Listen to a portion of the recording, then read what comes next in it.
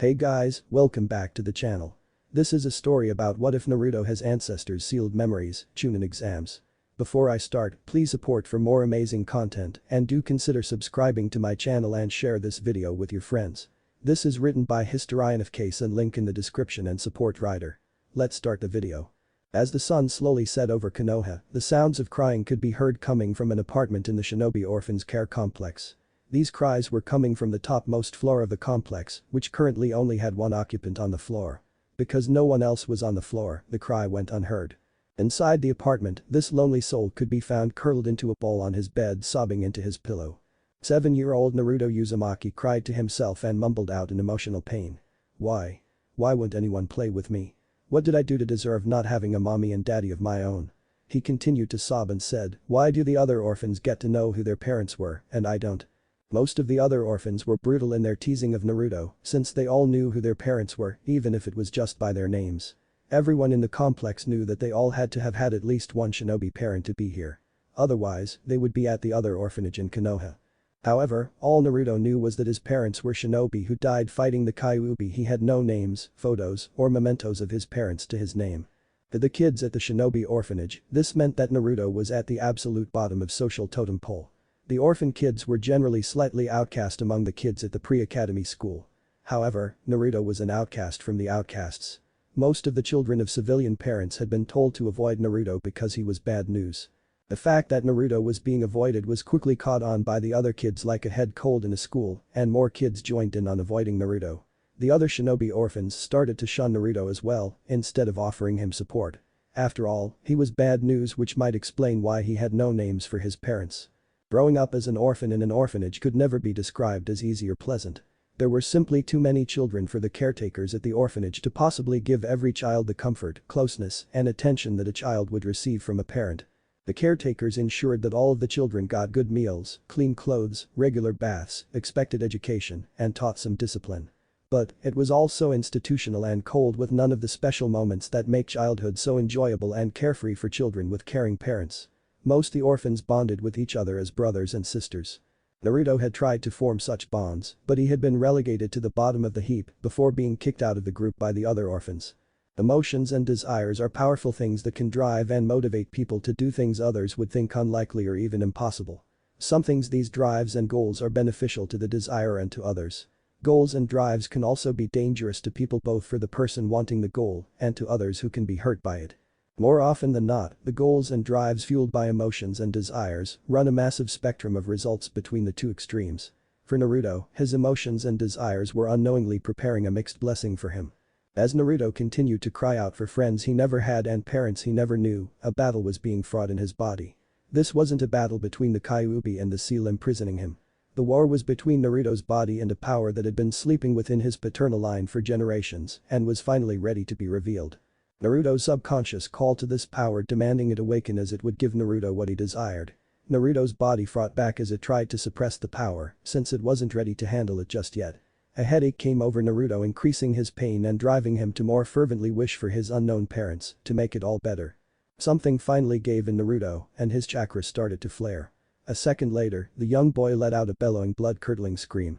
The scream continued until Naruto fell back in a seizure. From there, Naruto continued to let out cries of agony as he had a seizure on his bed. The door to Naruto's apartment was broken down less than a minute after Naruto's chakra flared. Standing in the doorframe was the grizzled commander of the Shinobi Orphans Care Complex, who had been a chunin in the Second Shinobi War before losing half of his right leg. The commander walked into Naruto's apartment with a slight limp from his prosthetic leg and looked around for the source of the chakra spike. He relaxed slightly upon seeing no sign of enemy ninjas. One of the reasons shinobi orphans were kept separate from civilian orphans was the chance of enemy ninjas attacking the kids in revenge against their parents. Once he spotted Naruto, the commander put his kunai away and reached for his radio. He turned it on and said, "Get the hospital on the line, Daichi, and tell them to send someone to pick up one of the kids for an emergency visit. It's the Uzumaki boy, so also send a message to the Hokage." The commander then proceeded to shove anything out of the way that Naruto might accidentally hit while in his seizure. Hiruzen Sarutobi stood in a patient room in Konoha's hospital, looking down at Naruto Uzumaki, who was resting in a medically induced slumber, with several IVs pumping nutrients, water, and medicine into him. Instead of a pillow, Naruto's head was resting on cloth-covered ice packs. Hiruzen never liked seeing children in hospitals as it reminded him too much of the horror stories his father used to tell him of the times before the shinobi village system. It also brought back memories of the after effects of too many terrible battles that had been fought in his life. The Sandaime never liked it when he passed a pediatric ward whenever he had to visit the hospital. That Naruto was in the pediatric ward made things even worse for Hiruzen. He was sure that he could only feel worse if it was infant Konohamaru in Naruto's place. How could this have happened to Naruto? Hiruzen wondered if Naruto's condition had been caused by the Kyuubi, but that didn't make much sense to the Sandaime. After all, Naruto had been exposed to the Kyuubi's chakra for 10 months before even being born, he had the Uzumaki vitality and the strongest seal to hold back tailed beast. Perhaps it was an assassination attempt by another village via poison. But none of the other orphans had been brought in with similar symptoms, so that was a low probability. The Sandaime was pulled from his musings when he heard the sound of the door opening. Hiruzen turned to see Dr. Raikin Ishida walk into the room. Dr. Ishida bowed his head and said, "Lord Hokage, the test results have come back. Patient Uzumaki is past the critical state of his condition and it should be safe to allow him to wake up sometime tomorrow. Physically, it looks like he will make a full recovery within the week. However, there are some uncertainties given how unique the situation is and the unknowns we're dealing with in his case." Hiruzen turned to focus on the white-haired medical ninja and quickly spoke in a firm voice. "What has happened with Naruto?" Dr. Ishida looked down at his notes for a brief second and then regained eye contact with Hiruzen. The doctor then said, "Patient Uzumaki has apparently activated an undocumented Kekkei Genkai that seems to be centered around his brain. We think that this Kekkei Genkai was somehow activated too early and the stress of activating it almost killed him." There was shock and horror on the Hokage's face. The Uzumaki and the Namikaze clans didn't have a Kekkei Genkai. True, the Uzumakas had been known for their unusually large chakra reserves and vitality. But those traits never showed the customary medical signatures of a Kekkei Genkai. As for the Namikaze, they had been a clan of merchants. Minato's father had been the first shinobi from the family and his mother had been the child of an actress and an unknown shinobi from Konoha. The only reason Hiruzen had known that little fact was the fact that he was there when Minato's mother requested permission to join Konoha to become a ninja from the Nidaime and her background had been part of the screening process. Hell, Hiruzen had only kept an eye on Minato's mother because the Nidaime had been oddly interested in her career. The Nidaime's interest in Mimi had led to the Sandaime's decision to put her son on Jireya's team when Minato was a genin. A second later the shock and horror were no longer visible on Hiruzen's face. He then calmly said, "What can you tell me about this Kekkei Genkai, doctor, and why did it almost kill Naruto?" Dr. Ishida glanced at Naruto and started to explain what he knew. "I cannot tell you too much about this bloodline as we don't have any records of it in the hospital at all. All the other doctors and I have is our observations from treating Naruto through the night yesterday. The first thing that I can tell you is that this Kekkei Genkai is not a Dijutsu of any sort. That was the first thing we started checking when the patient's eyes started to change. Except for the now blue within blue coloration of the eyes, his eyes are perfectly normal. One of the doctors thinks that this coloration is merely a biological sign that the Kekkei Genkai is active, similar to the bulging veins the Hyuga have when the Byakugan is in an active state. I think it's a little premature to state that with certainty, but I think that Dr. Kurosaki is correct on that matter." The good doctor was able to hide his distaste at agreeing with his annoying goofball peer as he continued his explanation. "As I said earlier, this Kekkei Genkai seems to be centered around the patient's brain. 2 unknown small growths have appeared where his brain connects to the spinal column. These growths, which appear to be additional brain mass, grew at an astonishing rate from apparently nothing to their current size in a matter of hours. We were concerned about these growths, but they've stopped expanding and are definitely tied into the rest of the patient's brain. The portions of the brain associated with memory and critical thinking have undergone extensive development, reaching a state of development more like an older teenager's than a 7-year-old child. His brain activity has also skyrocketed to unprecedented levels. The closest I've ever seen to this level of brain activity was when an Uchiha allowed us to observe him while he was copying several jutsus, and even then there was only a fraction of the activity we are now observing. A significant portion of that brain activity is in the new additions to the patient's brain. All of this growth and development in the patient's brain was producing a large amount of pressure and dangerous amounts of heat. I'll be honest, we almost had to do a decompressive craniectomy to prevent brain damage. Thankfully, our little patient inherited his family's vitality and we never had to reach the point of prepping for surgery. The massive developments in the patient's brain have slowed down and it looks like it will stop soon. We should be able to remove the ice packs in an hour or so. Uzumaki will probably have a massive migraine, but that is one of the reasons we're keeping him sedated. The rapid brain development is why my fellow doctors and I think that this Kekkei Genkai was somehow triggered too soon.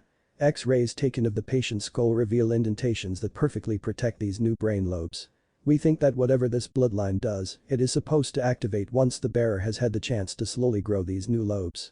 Based on other parts of the brain that have rapidly developed, it's thought that this is supposed to occur in the bearer's mid to late teens. However, we don't have enough information to say for sure, sir. Hiruzen nodded his head as he finished processing what the doctor had told him. Dr. Ishida then left to continue his rounds after giving Hiruzen a respectful nod. The Sandaime let his mask fall, revealing all of worry and concern show on his face. None of this should have happened. Minato should be reigning as Hokage instead of him, and Naruto should be growing up happily with his parents, maybe have a younger sibling to look after, and at least a dozen cousins from the Namikaze side of his family. This was not the life that the friendly but unfortunately lonely boy resting in front of him should have had. If only that damn unknown ninja hadn't succeeded in releasing the Kyuubi. The Hokage had known for years that someone had killed his beloved wife and the guards who had been protecting Kushina when she gave birth to Naruto. Examinations of their corpses had made that perfectly clear. Unfortunately, the identity of this enemy was impossible to determine, as none of those who had been killed in the birthing chamber had caught a glimpse of their killer, while Minato's and Kushina's brains had been too damaged by the Kyuubi's chakra and the Shinigami's energy for the Yamanakas to delve into their memories. Many of the ninjas who had been on the front lines holding back the Kyuubi thought that the Uchiha clan had something to do with the attack, since no Uchihas showed up for the defense, and several respectable ninjas had seen the Sharingan on the Kyuubi's eyes. Supposition on that matter was pointless in Hiruzen's mind, since he didn't have enough hard evidence one way or another to really act. Not that such actions would help poor little Naruto. The poor boy had lost his parents and his father's birth clan, who had been wiped out that night by a stray attack from the Kyuubi. Hiruzen dearly wished he could help Naruto more, but there was only so much he could do. Having one of his kids raise Naruto would just put a massive target on the boy's back. If Jiraiya took an active role in Naruto's life, it would also paint a target on his back, as well as weaken both Konoha and the Land of Fire's defenses by pulling Jiraiya from his spirings. Kushina and Minato had both been the last surviving members of their old genin teams, so no help from that traditional quarter for shinobi orphans. As for their surviving former genin students, none of them were ready to try and raise a child. Leaving Naruto, or any orphan for that matter, in the orphanage was never something Hiruzen liked to do. It was a wish of his that no child of Konoha had to grow up as an orphan. But as the old saying goes, wish in one hand, shit in the other, and see which one fills up first. At least with the orphanages in Konoha, all of the village's orphans had their physical needs taken care of and they had a safe place to grow up into adults. Many orphans in other parts of the Land of Fire would dream of having it so good, and the situation in other countries was even worse. With a sigh, Hiruzen got up and started to head to the door. He turned to give one last look at the sleeping Naruto and whispered, "Try to have pleasant dreams, Naruto. I know you'll make it through this and things will get better." A few days later, Inoichi was standing in the Hokage's office having been summoned by Hiruzen. The Jonin bowed his head in greetings and then firmly said, "Sir, what mission do you need me to perform?" Hiruzen put his pipe down and folded his hands together on his desk. He then looked at his subordinate and said, "I will not lie to you, Yamanaka. The mission I need you to perform is extremely risky and there are many unknown variables. However, it is potentially vital to the safety of Konoha that this mission succeed. This mission will also require a good deal of discretion, even though this mission is just in the village. It already involves several pieces of knowledge that I have deemed to be kept secret for Konoha's good. Is that understood?" Inoichi gave a firm nod of his head and replied, "It is, sir." The Hokage then explained the background of the mission. 5 days ago, Naruto Uzumaki developed a completely unknown Kekkei Genkai that appears to be focused around his brain in some way. What this bloodline's abilities are we haven't been able to determine. It apparently activated too early and nearly killed the boy. Naruto woke up 2 days ago. However, we haven't been able to talk to him as every time he is woken up he starts either screaming in horror or jabbering incomprehensibly. The doctors have determined that Naruto's mind is still processing a tremendous amount of information of some sort. We're currently keeping the boy sedated to try and let his mind sort through whatever it is that it's trying to process. Hiruzen's voice became harder as he continued. However, this situation has gone on long enough. Naruto may be a child, but he is also the Jinchuriki of the Kyuubi and cannot be allowed to remain without control of his mental faculties. There is just too great of a risk of the demon finding a way to use Naruto's condition to escape, and we have no one else who is nearly as capable of keeping the Kyuubi safely sealed within themselves as Naruto. Your mission, Inoichi, is to enter Naruto's mind, determine what is going wrong, and use whatever means you need to in order to restore Naruto's senses. A sigh escaped Hiruzen's lips and was the only outward sign of the pain the old leader was in. He then added, "By whatever means does mean whatever you need to do, Inoichi. Well, I want as little harm or change done to Naruto as possible, this mission must succeed. If you must, erase Naruto's memory and rebuild his personality.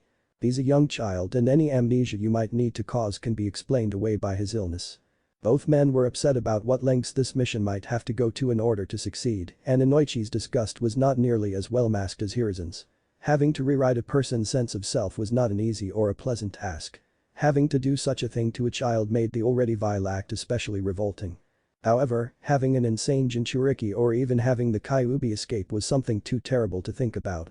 The needs of the many outweighed the needs of the few in this situation, and if things came to it, both men would just have to learn how to live with their actions. It took Inoichi a few seconds to collect himself, and then he spoke. I understand and accept the mission, Hokage.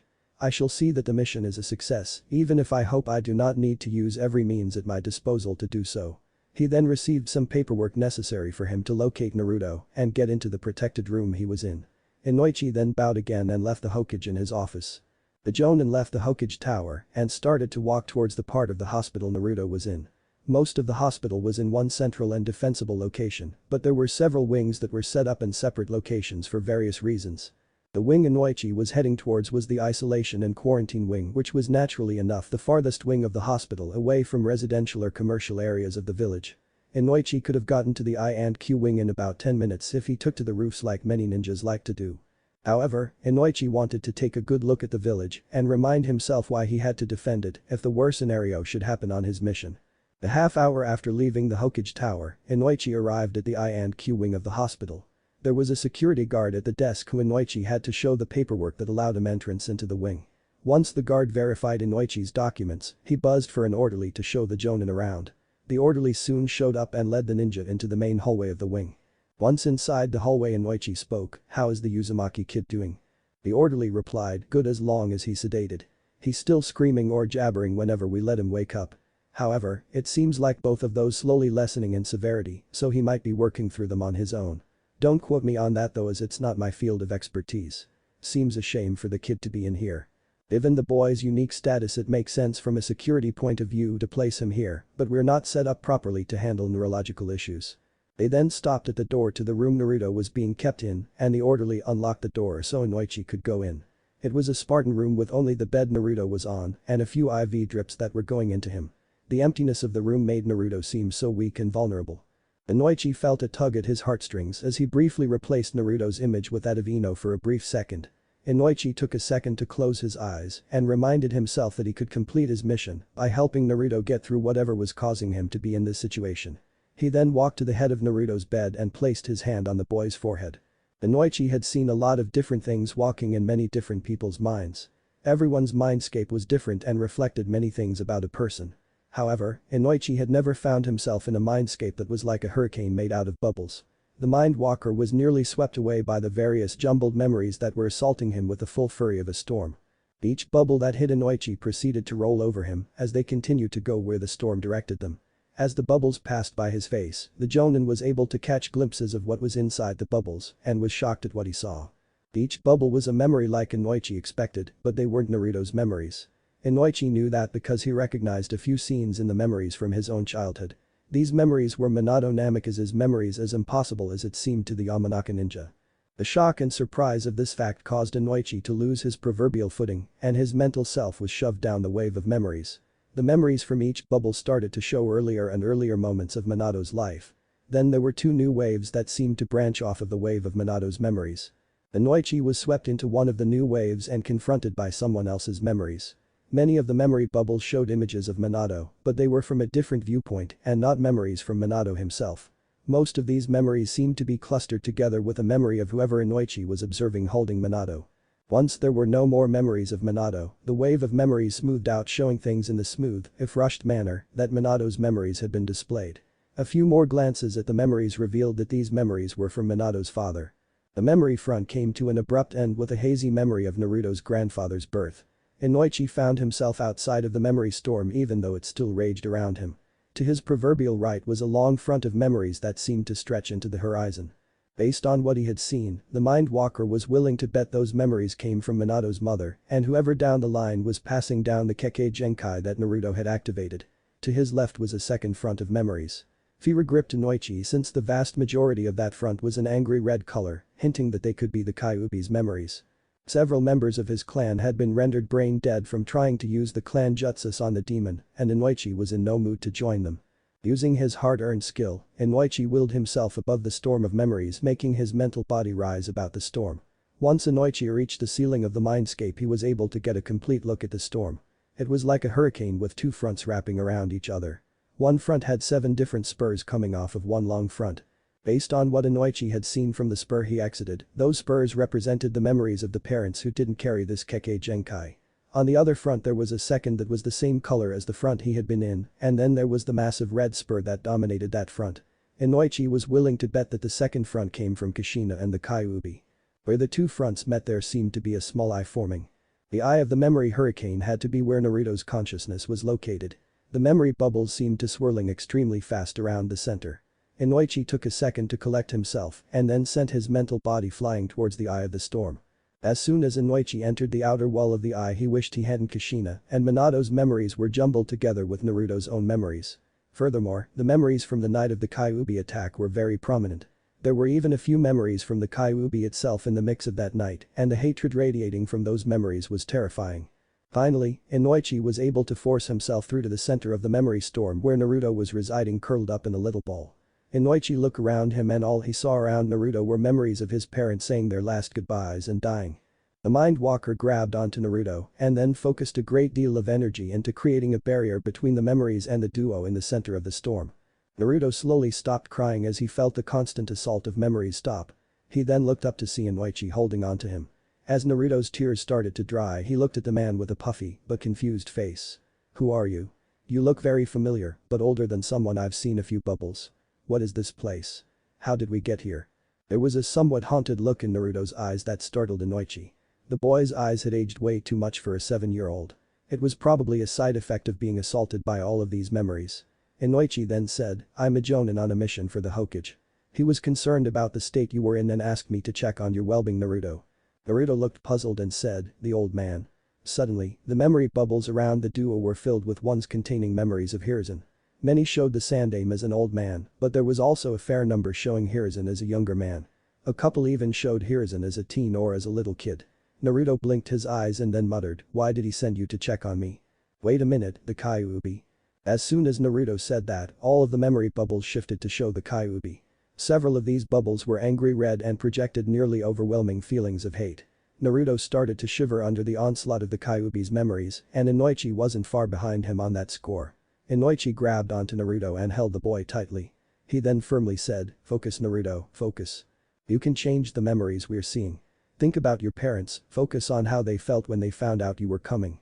This was a bit of a gambit on Inoichi's part, but he figured that memories of happy parents would be the only thing strong enough to pull a child out of the situation. Sure enough, the nearly overwhelming memories of the Kyuubi were forced aside by new memories of Minato and Kushina as they got things ready for Naruto's birth. Inoichi had to hold back a chuckle as he saw Minato using the Hiraishin jutsu to quickly go to various grocery stores to satisfy Kushina's cravings in several memory bubbles. There were also memories of the couple debating what they should call Naruto, who would get to train him the most, how old Naruto could be to start training, and all the other things expectant parents talked about. A sense of love and comfort radiated from these memories, cheering up Naruto in a flash. Inoichi smiled at the memories he was seeing.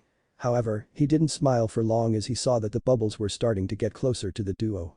He turned to Naruto and said, "You've been given a great gift, Naruto, but you can't let it get the better of you. We're in the eye of a memory storm, but the eye of a storm is supposed to be a peaceful place. Please focus on having the memories circle around you just like the clouds do for the eye of a storm. If you don't, the bad memories will overwhelm you again." Naruto nodded his head and tried to will it to be so with a great deal of stress on his face. Inoichi kept on encouraging the boy, and slowly the wall of memories moved away from the barrier that the Mindwalker created. After a few minutes, Inoichi allowed the barrier he had created to slowly weaken. Soon the barrier was allowed to drop by the memories did not rush at the duo. At the same time, Naruto's face slowly lost the stress tension. The little boy started to cheer as the last bit of stress left him. "Yes.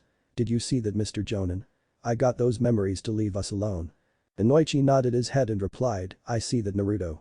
On the inside, the ninja was deeply concerned about what he had learned about Naruto's Kekkei Genkai. The basic nature of the boy's bloodline had become clear to Inoichi, although he wasn't sure on many points of the Kekkei Genkai, given his limited experience with it. However, what he had seen filled the experienced Jonin with a sense of worry and dread about what this bloodline meant for the future, and especially for the safety of Konoha. Hiruzen's eyes were wide from shock as Inoichi gave him a report on his mission to bring Naruto back to normal. The old Hokage wasn't sure what he was expecting out of Naruto Kekkei Genkai, but this was the farthest thing from his mind. Naruto has all of Minato and Kushina's memories, plus the memories of 7 generations of Minato's ancestors who carried this bloodline along with their partners' memories. In addition, Naruto has also apparently acquired the memories of the Kyuubi as well. Furthermore, you witness Naruto able to call up various memories at will, and you're fairly certain that the boy will be able to get better at that with practice. Fear for the village's security started to well up in Hiruzen. As Hokage, Minato had access to almost every vital secret about Konoha, and many of those secrets still played a major role in the defense of the village.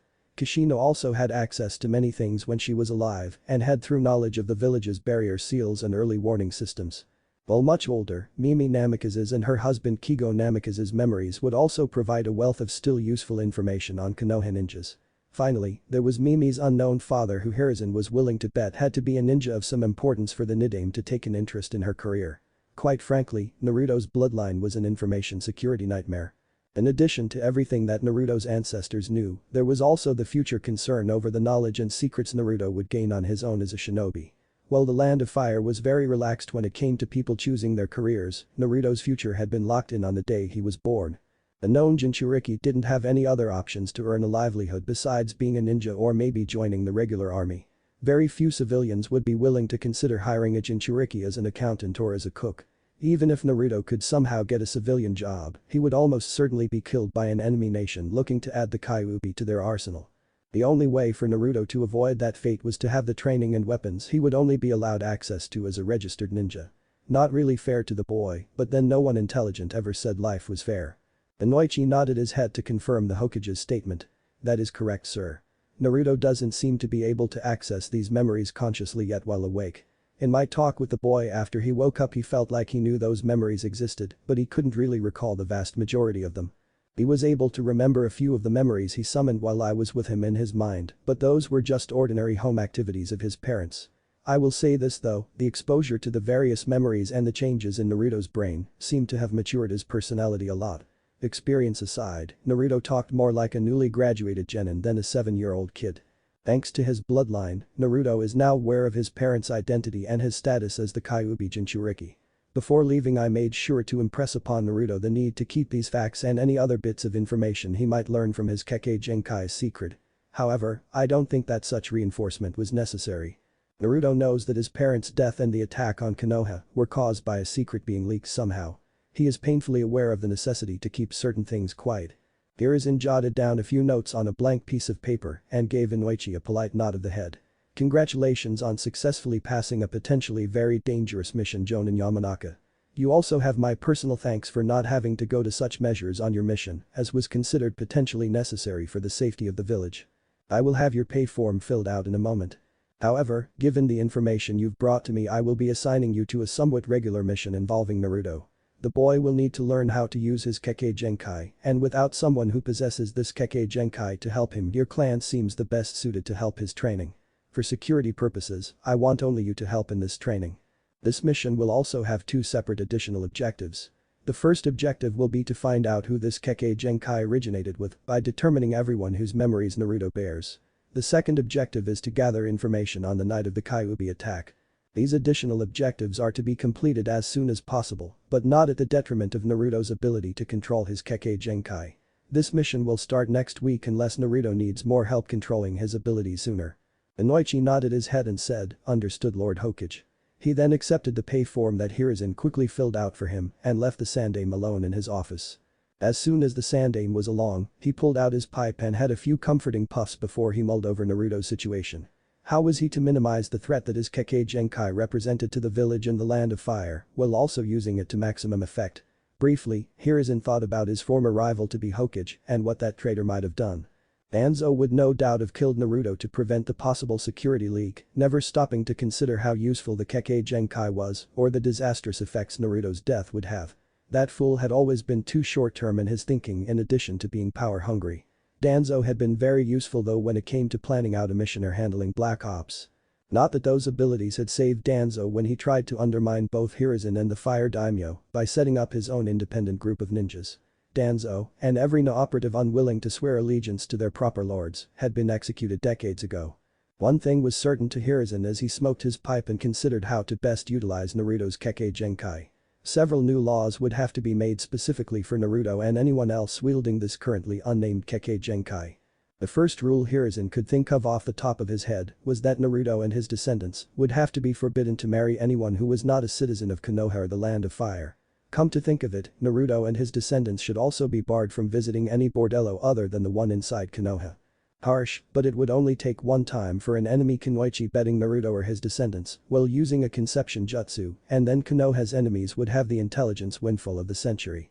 While such a law would be the first of its kind, it wasn't entirely without any form of precedent. Most ninja clans with Kekkei Genkai strongly discouraged their members from sowing their wild oats, as the saying went. A few clans, the Hyuga and the Uchiha for example in Konoha, traditionally kept a private prostitute on retainer who was supposed to be the only person that their clan members went to for such services. Hiruzen and his predecessors didn't do anything about that tradition because it didn't harm anyone and it frankly was none of their business. There were also laws on the books concerning certain clans due to various abilities they had. The Uchiha were yet again an example in that they were not allowed to activate their Sharingan in the presence of the daimyo, but then most ninjas from clans couldn't demonstrate their signature abilities in front of the daimyo outside of certain circumstances. Making any law against a specific clan tended to be dicey at the best of times, as almost every other clan would typically throw their weight in opposing such a law. Hell, Hiruzen and the daimyo's other vassals did the same thing whenever the Fire Daimyo made a law that encroached on any of their privileges or rights. Still, Hiruzen was pretty sure that the various clans would grudgingly allow such a law given security concerns and the fact that it wasn't that limiting from a practical standpoint. International marriages were very rare in general and practically unheard of among ninjas. Also, most ninjas spent their free time in the village and were usually only out of Konoha while on a mission. Hiruzen refreshed his pipe's tobacco as he considered the potential headache more thoroughly. In any rate, it wasn't like he needed to make a law on Naruto's sexual partners now. The boy was only 7 for the Rikido Sennin's sake. All he had to do was work on the law a little bit at a time for a few weeks or months, and then once it was fully polished put it into effect at the opportune time. He'd already done it over a dozen times before with other tricky laws during his first term as Hokage. A month later, Konoha was woken up on morning by the sounds of combat coming from the Uchiha district. Many of the ninjas who lived in nearby neighborhoods heard the sounds and jumped into action. They started sending out calls of alarm which alerted even more ninjas to come to the district. When the Konoha shinobi entered the Uchiha district, they were shocked at what they saw. Assembled in the district was the largest gathering of Anbu in one place most ninjas had ever seen. What made this gathering of Konoha's elite operatives even more shocking was the fact that many of the Anbu had blood on their swords and had rounded up most of the Uchiha children and gathered them into one of the playgrounds with almost a dozen Anbu guards. A few Anbu were seen dragging children and younger genin from their homes and leading them to the gathering playground. Several Anbu were spotted coming out of houses with the severed heads of one or more Uchihas.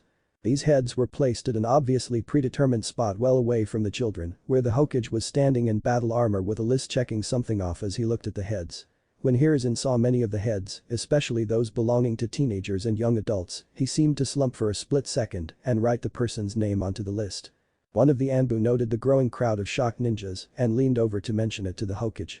Hiruzen nodded his head and then handed the clipboard with a list to the Anbu and then calmly walked over to the assembled crowd. The aged leader pulled out all of his experience as he pulled out his pipe to project an air of complete calmness and relaxation as he took a smoke. "Good morning everyone. However, I must say that many of your personal reaction times need a little bit of work. We might not be able to use the warning system if this incident had been an invasion instead of a simple traitor removal operation. Now I'll grant you that this is a time of peace, the internal warning system was not activated and the Anbu were focused on being as silent as possible to give the traitors no warning. However, an enemy with an inside agent could cause problems using similar methods. The Ashi Hyuga was one of the clan leaders that had worked their way up to the front of the ninjas and was the closest one to the Hokage. The Hyuga clan head was not friends with the Uchihas either as a clan or with any particular members of the clan. They even had a mild dislike for Fugaku because the two of them had been rivals in the academy and the duo always managed to annoy each other for one reason or another outside of professional interactions. However, Hiashi was not about to sit around and watch a prominent clan get thrown through the meat grinder without a solid explanation and a valid reason for the Uchihas to get this treatment. If Hiashi wasn't satisfied, he planned to get all of the Hyugas to refuse to accept any missions not specifically requested by the daimyo. He would also pull all of the clan's investments out of the village. No doubt the other clan leaders would proceed with similar actions if the Hokage couldn't justify his actions and accusations. Hiashi forcefully demanded, "What treason have the Uchihas done?"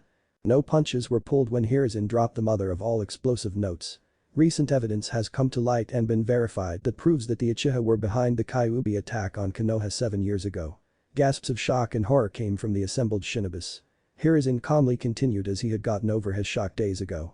An Uchiha who had previously been listed as Kia killed several shinobi and captured the Jinchuriki of the Kyuubi we had at the time, whose seal had been weakened and was undergoing some repairs by the Yondaime. This Uchiha, whose name will be stricken from the memorial stone later today, brought the Jinchuriki to a specially prepared area on the Uchiha clan grounds that was used to remove the Kyuubi from the Jinchuriki. This operation happened with the approval of several of the Uchiha elders, with the former clan leader's wife informing everyone about the Jinchuriki going in for special seal maintenance needed to the seal used to seal the Kyuubi into her.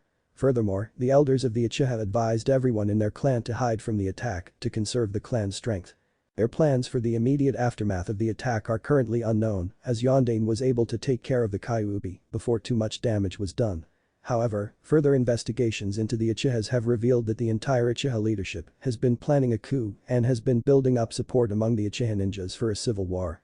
For their treasonous acts, the Uchiha clan head, Uchiha elders, and known Uchiha supporters of the coup have been sentenced to death. Any Uchiha of chunin rank or above who does not stand down the Anbu during this purge and resists is being executed as a probable traitor. Shock and the beginning of understanding showed on the assembled shinobi. They were mostly used to dealing with Hiruzen's jovial and caring regular personality. It had been years since Hiruzen had needed to slip on the God of Shinobi personality mask in front of a large group of Konoha ninjas. Hiruzen then continued to explain the Uchiha's punishment for their act of betrayal to ensure that no clan ever thought of starting a civil war. For their crimes against Konoha and the Land of Fire, the Uchiha clan will be punished as follows. All lands, monies, and weapons personally held by the traitors is confiscated. 90% of all money held in the joint clan account will be confiscated. The Uchiha clan is stripped of its command of Konoha's military police force. All jutsus known by the traitors, minus those nominally held only by loyal Konoha clans, will be extracted by a specialist and made part of the General Ninja Force's jutsu library. All of the clan heads in hearing range had to fight down a shiver when they heard the Sandaime's punishment of the Uchiha clan. None of them could argue against the harsh punishment since the Uchihas had tried to massacre them all with the Kyuubi attack and then were preparing to try and take over the village. They would want to see hard reports of this evidence, but they trusted Hiruzen to be telling the truth for now. However, none of the clan leaders liked the idea of a powerful clan being shattered in so through a manner. If it happened once, it could happen again, and that was the warning Hiruzen was sending. Keep your clans loyal because traitors will be crushed into dust. Almost another month later, Hiruzen had another headache just as he was finishing up the last major bits of paperwork from the Uchiha purge. The source of Hiruzen's headache was the 7-year-old Naruto sitting in front of him trying to look as innocent as possible. Hiruzen looked down at Inoichi's report at his and Naruto's latest training session on the boys' Kekkei Genkai. The old Hokage then said, "So Naruto, I understand that you've made a breakthrough in accessing memories farther down your line than your grandparents." Naruto nodded his head and said, "Yes sir, Grandfather Hokage. I'm finally able to access those older memories since I figured out a trick to not call up memories of ancestors closer to me as I try to access the older generations." That had been a major issue for Naruto over the past 2 months, even when he spent as much of his free time training as he possibly could with his Kekkei Genkai. He was an orphan, why wouldn't he try to enjoy memories of his parents or vicariously see what it felt like to grow up in a loving house? However, whenever Naruto tried to access memories from his grandparents, he always got lots of Minato's memories pulled up as well. When he tried to get his great-grandparents, Naruto ended up nearly drowning those memories with Mimi and Minato's memories that he had dragged up as well. Inoichi had helped Naruto to realize that he had been using the equivalent of a net to capture memory bubbles from his mindscape's memory hurricane and bring them up so that he could view them. Naturally, the net also caught everything else in its path, which is why Naruto got so many of the in-between generations memories as well. Thanks to Inoichi, Naruto was able to create the mental equivalent of a fishing hook to snag the memory or memories he wanted to experience. Naruto then continued talking. Inoichi mentioned that you wanted to know more about my family line and whose memories I have in my head. I wrote up the family tree that he should have given you. Everyone from my great-grandmother on back to the first person to carry the Ima Sophia were merchants or craftsmen, so I don't think you'll be too worried about their memories for security purposes. My great-grandfather on the other hand is another story. That was an understatement in the Sandame's book as he glanced over to the family tree Naruto had made to see the name Tobirama Senju as Mimi Namikaze's father. On the one hand, Tobirama being Mimi's father, finally answered the question Hiruzen had of why the Nidaime had been so interested in her career. Part of Hiruzen wondered if Tobirama had always known about being Mimi's father or if he had only discovered that fact later. In all honesty, the question was pointless at this date and time. Why Tobirama chose to keep his relationship with Mimi secret if he ever truly knew for certain was his business. It wouldn't be the first time a shinobi had an illegitimate child with a civilian that they kept a discreet distance towards to protect said child from their enemies. Sometimes these children followed Mimi's path and became ninjas hoping to become closer to their unknown parent. The rest of the time the children chose to pursue their own careers, using their civilian anonymity to have a greater freedom of career choice than their legitimate shinobi clan siblings. On the other hand, Tobirama and his memories being part of Naruto's inherited memories was still very relevant to the security of Konoha. The Shodaime might have founded Konoha, but it was the Nidaime that oversaw the details that went into designing the actual village and its defenses. Tobirama was also the founder of Anbu, and his fingerprints were still all over Anbu after all of these decades. Furthermore, the Nidaime's general knowledge as Hokage combined with the Yondaime's general knowledge provided two very powerful data points for enemy intelligence. They would allow a semi-competent analysis team to figure out how Konoha developed during the Sandaime's reign and chart a likely prediction of how Konoha would grow and adapt. Hiruzen shook his head and reminded himself that this latest revelation didn't really change anything from a security perspective. Naruto and his descendants pillowing partners was already a matter of national security. Used correctly it could even be a boon to Konoha, since the fact that the Senju bloodline was still in existence and capable of being perpetuated would be a strong prestige and moral lifting piece of news. Not that this would release to the general public just yet, there was no need to draw the attention of every assassin and big-name hunter in the elemental nations after a 7-year-old. However, there was one thing that Naruto had said that really piqued Hiruzen's interest. "Naruto, you said the other carriers of the Ima Sophia. Is Ima Sophia the name of your Kekkei Genkai? If so, where does the name come from as it doesn't sound like anything from any dialect known in the elemental nations?" Naruto nodded his head and replied, "Yep, Ima Sophia is my Kekkei Genkai's name, since that's what the original bearer called it when he received it. How he got it isn't too clear since those are the earliest memories I inherited. So far, I've called up memories of a shinobi researcher being saved and a bunch of seals used to test out the shinobi's greatest idea. I think the shinobi in question was in Uzumaki, but I'm having a lot of trouble calling up those memories at the moment. Hell, those memories I'm thinking of might not even be showing me the source of my Kekkei Genkai. Basil Katsopoulos went through a lot of crazy adventures even before he arrived in the elemental nations. My bloodline could have been derived from one of those incidents. As I said, I'm having trouble accessing Basil's memories with clarity at the moment. Anyway, to get back to your question, Ima Sophia means blood wisdom in Basil's native tongue. I sincerely doubt that you would have ever heard of his language, since Basil was a merchant originally from a great empire on the opposite side of the celestial continent, well beyond the boundaries of the celestial empire. That would indeed explain why Hiruzen had never heard of the language that Naruto's Kekkei Genkai's name came from. Across the western sea from the elemental nations was a massive continent. That continent was generally called the Celestial Continent due to most of the known lands on the continent being ruled by a massive kingdom known as the Celestial Empire. Very little was known about the Celestial Empire given its insular nature and the fact that most of the countries in the elemental nations didn't really care about the lands across the western sea. A few nations had some trading links to the continent which mostly came through the pirate kingdoms of the Comet Peninsula, which lay to the northeast of the Celestial Empire. There was also a trade route via Moon Country, which was located in the southernmost reaches of the Western Sea. However, those trade routes did not pass through the Land of Fire, so Hiruzen's knowledge of Celestial Continent was very limited since it was not a priority for him to know. Hiruzen then rose from his chair and said, "Thank you for giving me this update on your training, Naruto. I'm trusting you to maintain an appropriate level of discreetness about any facts you might learn while mastering your Ima Sophia. Even though you won't be starting the Ninja Academy for a couple more weeks, I have to hold you to same level of responsibility as a licensed shinobi with regards to the secrets your ancestors learned. It's unfair, but then it's also unfair to your future classmates that you're going into the Ninja Academy with all of that knowledge and experience resting in your inherited memories." The Hokage gave Naruto a brief hug and then let Naruto out of the office. He then went to the desk and wrote up a mission for the intelligence department to locate Basil Katsopoulos's family tree and determine who his other living descendants were if any besides Naruto existed. Given how guarded most clans were with their family registers, the need to follow every blood relation as Naruto was descended from Basil through 3 generations of daughters, and the need to keep quiet so as not to alert every other nation of the Ima Sophia, this would be a long and very difficult mission. Hiruzen just hoped that no other current or past Konoha secrets were potentially compromised by the Ima Sophia. The Uzumaki line already was a permanent curse of headaches to all future Hokages, thanks to the Ima Sophia, and that curse would just get more severe as the generations went by. Naruto left the Hokage Tower and slowly walked through the streets of Konoha. The refusal to recognize his existence and the occasional harsh glares that Naruto was used to seeing whenever he left the Shinobi Orphans Care Complex had vanished completely. Occasionally, Naruto saw a grudging nod of approval from some of the passing shinobi and some of the older civilians. The rest of the people, if they saw him at all, simply gave Naruto the same treatment that any stranger would be given. Konoha as a whole had accepted him, and that put a smile on Naruto's face. Had Naruto experienced this before he awoke in the Ima Sophia, he probably would have been skipping down the street from joy. The Ima Sophia and the wisdom it brought made this a bittersweet joy for Naruto. Naruto knew that part, a probably small part, but still a part, of the reason he had been accepted by the general population was the fact that he had a Kekkei Genkai. Thanks to his now blue within blue eyes, everyone could see that Naruto had a Kekkei Genkai.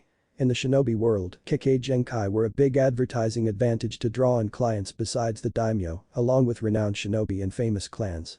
But, the majority of Naruto's acceptance by Konoha was a result of the downfall of the Uchiha. The exact details were a secret for time being, but it had become leaked that the initial information about Obito the Betrayer had come from Naruto, thanks to his Ima Sophia.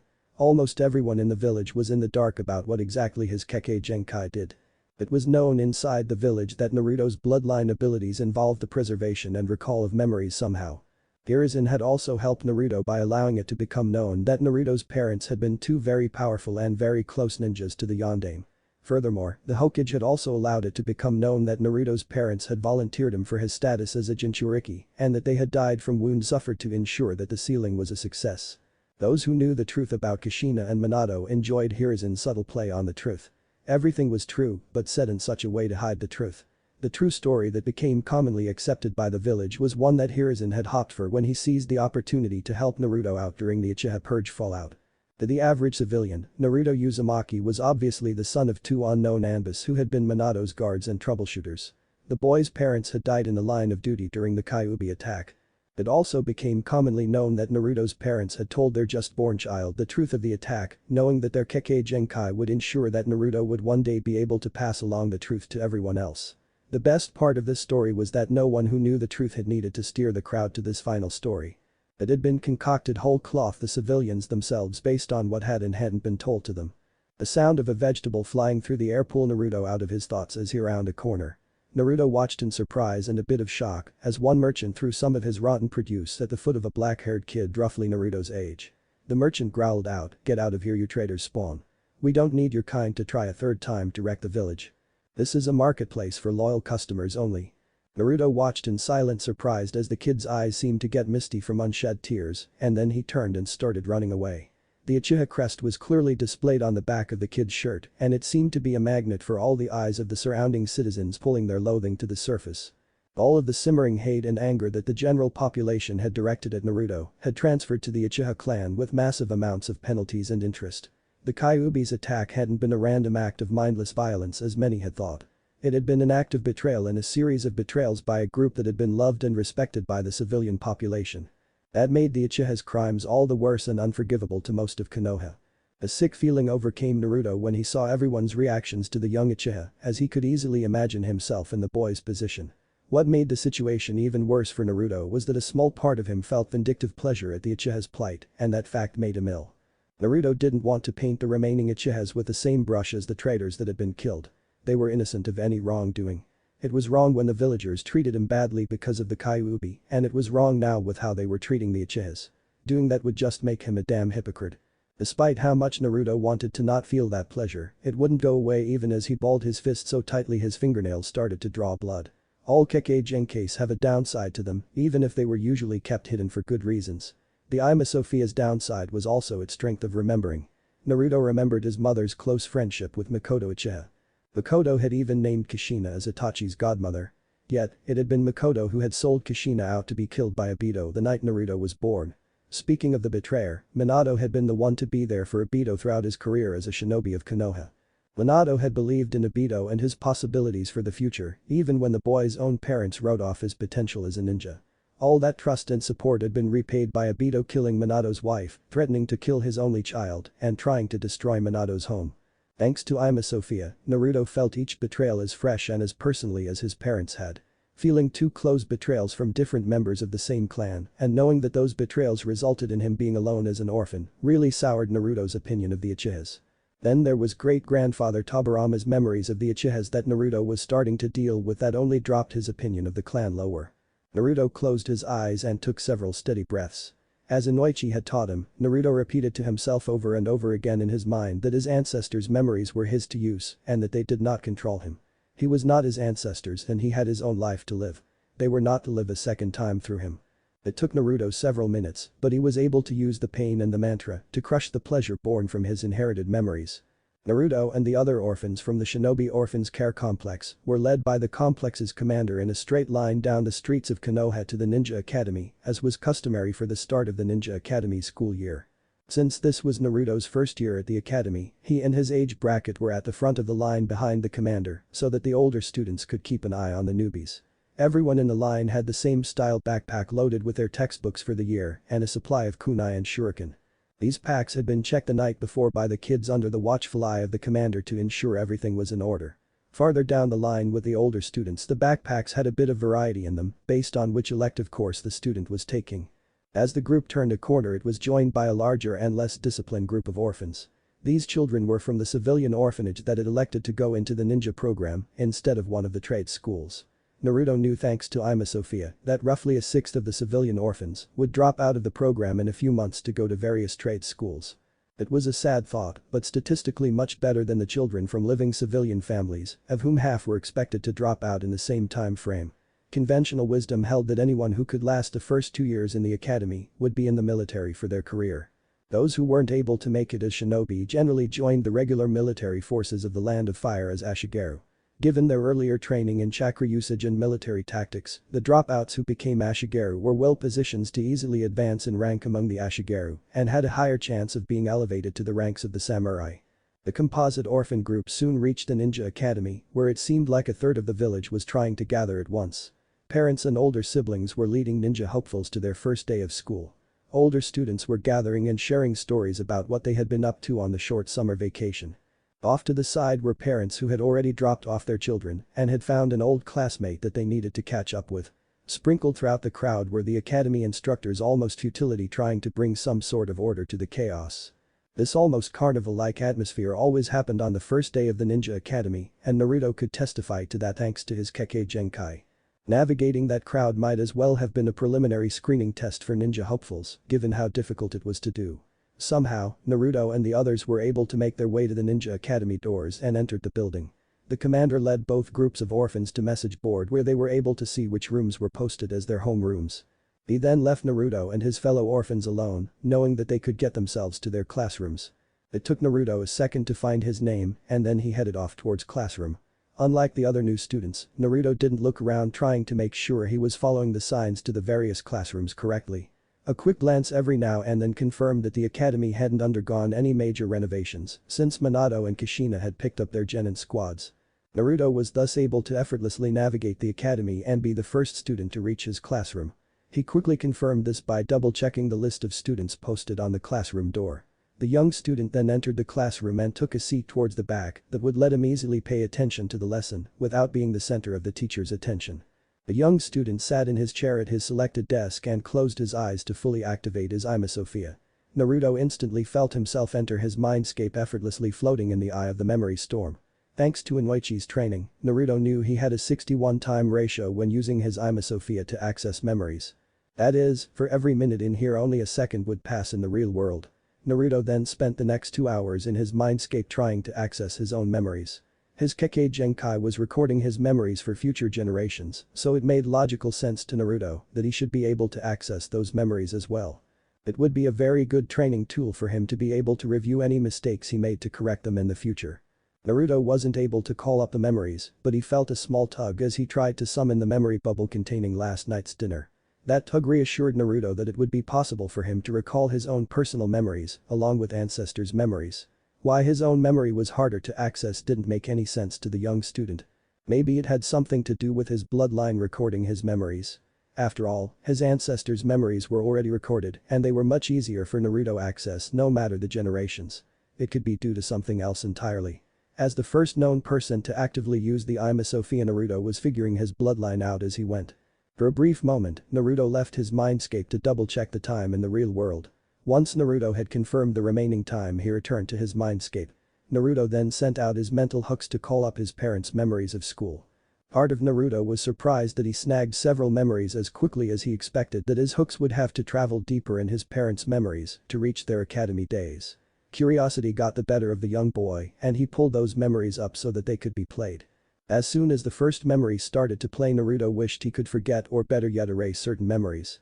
Inoichi and Naruto had tested the possibility of erasing ancestral memories using special Yamanaka jutsus to erase a few memories of what Minato and other ancestors had for dinner on a certain night for each ancestor. The erased memories restored themselves seconds after they were removed thanks to them being stored in Naruto's DNA. Ima Sophia was also a double-edged weapon since it was extremely easy for Naruto to recall memories once he viewed them in his mindscape. In most cases this was a good thing for Naruto, but not now. Floating in front of Naruto were two memory bubbles in a series of memories. Memory bubbles could show like this when it involved events that two or more ancestors had been involved. Once again, this could be an advantage by providing more points of view on an event. For Naruto it just provided twice the trauma. The memory bubbles were showing his mother dressed in a cosplay slutty student outfit and his father dressed up as a teacher. It was horrifying for Naruto to learn that his parents had actually snuck into the ninja academy for some naughty role-playing sessions on multiple occasions. Naruto was able to stop recalling those memories before his parents' memories go to the real X-rated stuff. That would have completely traumatized him. Naruto quickly banished those memories he had gathered back to their resting locations and vowed to never ever get himself into detention as he left his mindscape. The boy didn't care how many years had passed or how many times that room had been scrubbed. Unless someone used an Arankaten jutsu on the detention room, it would never be clean in his opinion. Much of the classwork hadn't changed since Naruto's parents and grandparents went to school. History got updated obviously, and geography had a few changes on the map due to wars shifting some borders. However, most of the core classes remained unchanged. Math, writing, and the basic sciences always the same. Poisons 101 remained the same as did the training courses in physical training. Tactics 101 was functionally the same, but the simulation games that were played from time to time were different. Shogi had been the game of choice for tactics in his parents' day. About 2 decades ago a new game had become popular in the academy for training, even if it failed to become popular with the general population. This training game used different markers to represent different levels of ninjas with stat lines for each type and dice to determine outcomes. Most of the kids in school hated the training game. The rulebook for the game was a third the size of their textbooks. Each phase of the game was timed by the instructors with any possible actions not performed in the allotted time being lost. In each match the kids would have to take into consideration various variable conditions like weather, time of day, and terrain that dramatically changed the game map. There was also the fact that they never got a standard set of game pieces.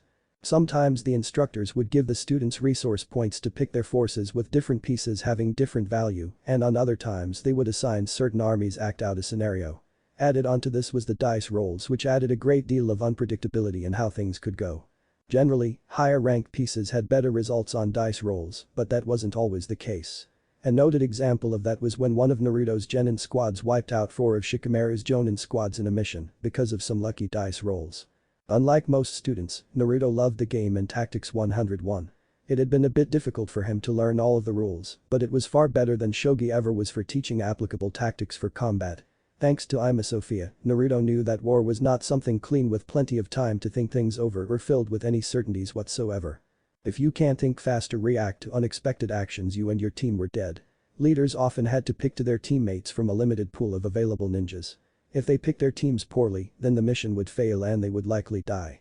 A team could be returning from one mission, and circumstances could force them to deal with something completely unexpected. If the ninjas couldn't adapt to being out of their comfort zone, then they could die. Before the first semester was halfway done, Naruto had become the undisputed king of the practical portion of tactics and one of the top leaders in the theoretical portion.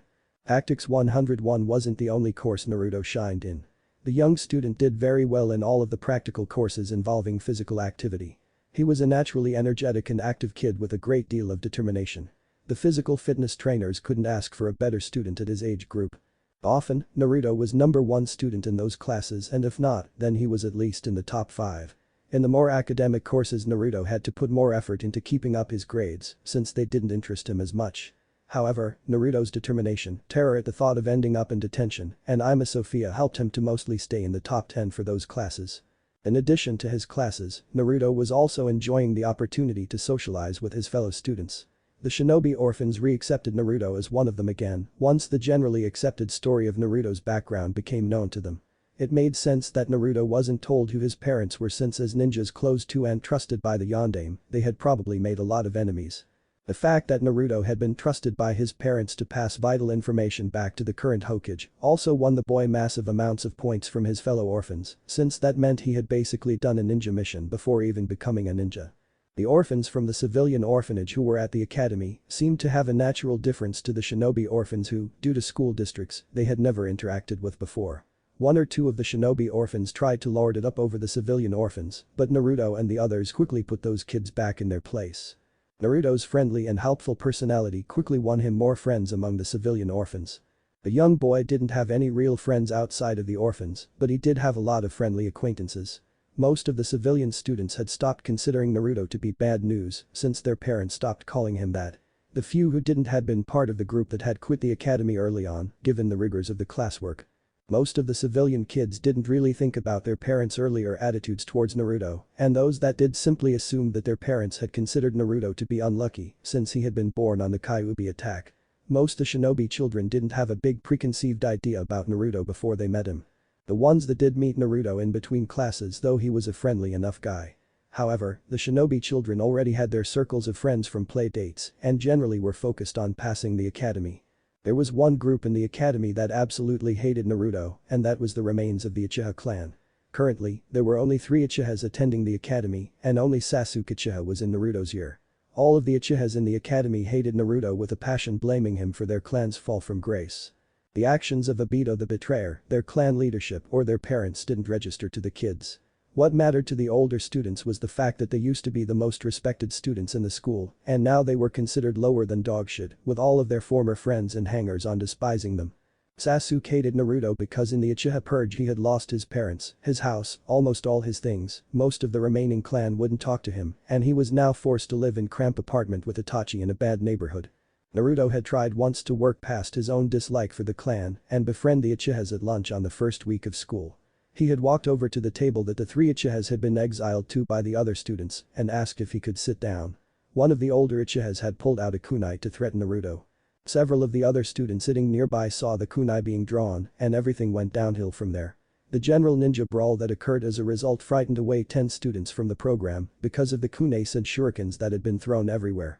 Naruto was grateful that he didn't have any punishments, as the academy instructors quickly decided that the brawl wasn't his fault. It did cause the boy to stop any further attempts to make peace with the Uchihas. On the plus side, it did show Naruto that his future comrades would have his back. The second year at the Ninja Academy continued much like the first year for Naruto.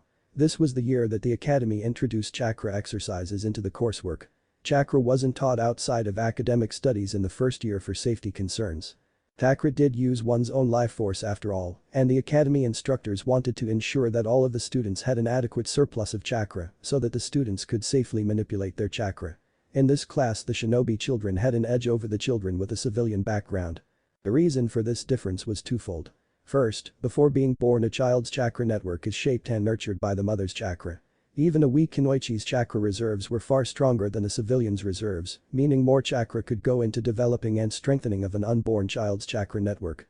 The average kunoichi's newborn would have the chakra network and chakra reserves comparable to a 2-year-old civilian's child, while stronger kunoichi's children would be born even stronger. Secondly, shinobi families and the shinobi orphans care complex encourage kids to be far more active physically so that their chakra reserves would grow better. Several shinobi families even introduced basic chakra exercises a year before their children even started at the Ninja Academy. These differences weren't insurmountable for the civilian kids, but they had to play catch up nonetheless. Naruto was struggling in his practical chakra usage classes for the exact opposite reason as everyone else who was having trouble in the class. He had way too much chakra to control with the exercises taught in the coursework. Kushina had been an exceptionally powerful kunoichi in her own right, and she also had been the Jinchuriki for the Kyuubi. That meant that Naruto's chakra network had gotten far more exercise and development before he was born, thanks to all that extra chakra and the additional month in the womb than any child born in recorded medical history. It was noted in Naruto's medical files that recovered data from Kushina's birthing chamber put his birth chakra network as roughly equivalent to a 10-year-old's. Some of the doctors were skeptical of this reading, given that some of the Kyuubi's chakra had been released during birth and Obito's assault. Still didn't change the fact that Naruto had an utterly massive amount of chakra naturally, and constantly holding back the Kyuubi's chakra was absolutely wonderful from the perspective of building chakra reserves. Ima Sophia really came through for Naruto by giving him knowledge of chakra control exercises that were usually reserved for genin or chunin to learn. These reservations weren't due to any legal restrictions, so Naruto wouldn't be in trouble if others found out he was learning those exercises. It's just that typically shinobi didn't have the reserves where exercises like tree walking and water walking would both help in control and be useful in a fight until they were genins or chunins. Thanks to constant practice with high-level exercises, Naruto was able to claw his way up into the upper third in chakra usage class.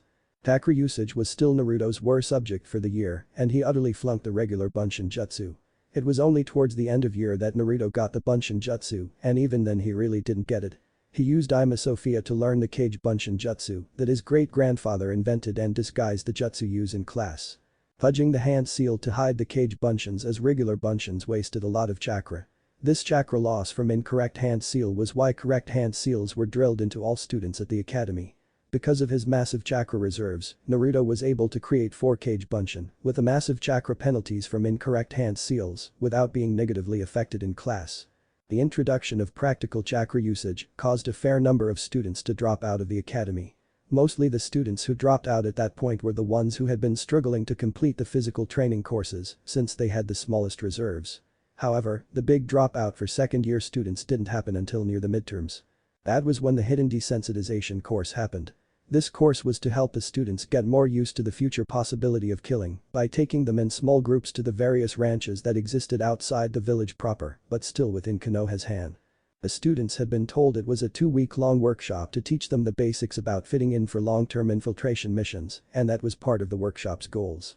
For 2 weeks the students became ranchers learning how to take care of the animals as well as how to observe things without seeming to be observant. Then on the last day the desensitization training hit the kids when they were handed a knife and told to either kill one of the young animals on the ranch with just the knife or they would flunk the academy. This came as a shock to the students as they had become attached to the animals on the ranch. It also was extremely difficult for a 10-year-old to hold down even the young animals by themselves, so those students who did choose to kill a youngling almost always had sloppy kills. A third of the students were thrown out of the ninja academy immediately when they refused to kill the animals. Konoha and the Land of Fire did not need warriors who couldn't follow orders or couldn't take a life. The kids who had killed the animals were given counseling sessions when they returned to the village. About a fourth of the kids would drop out of the program, unable to accept that they'd likely have to commit future killings if they became shinobi or joined the regular military. Still, Naruto knew that the current system was an improvement over the desensitization training his parents had. They had been given baby rabbits at the beginning on the semester to take care of.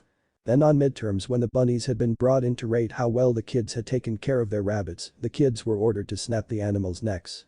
The chance of a student quitting the academy or being kicked out plummeted to near non-existent after the second-year butcher workshop dropout spree ended.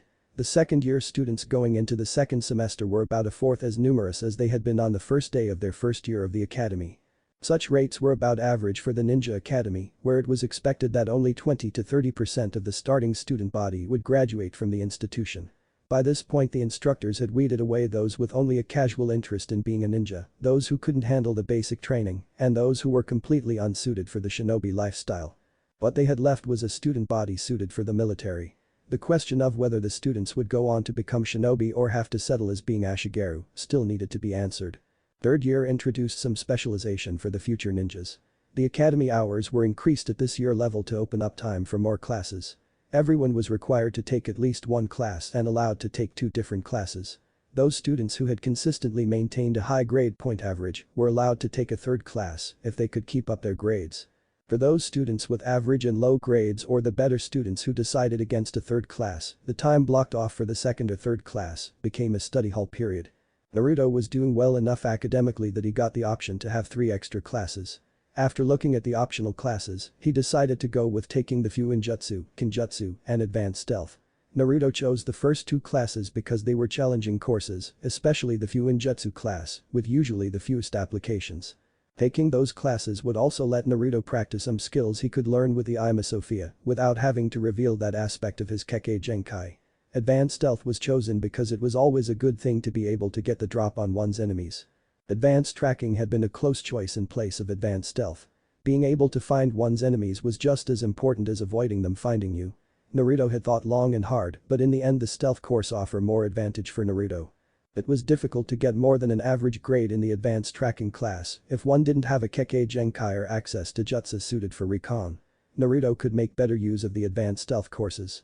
Besides, with his built-in jutsu library, inherited battle experience, and the Kyuubi, Naruto would be better suited in the future for elite guard and/or heavy assault duties than recon duties. Naruto did very well in his new classes like he did in the regular classes. His Ima Sophia was a massive help as always, since it allowed Naruto to learn most of the information taught in class far faster. He therefore had more time to focus on parts of the lesson that might cause him difficulty and on practicing the lessons. This year was when Naruto had a massive breakthrough with his Ima Sophia by figuring out how to access his own memories. Naruto was thus able to fully review a lesson with only a minute or 2 of meditation.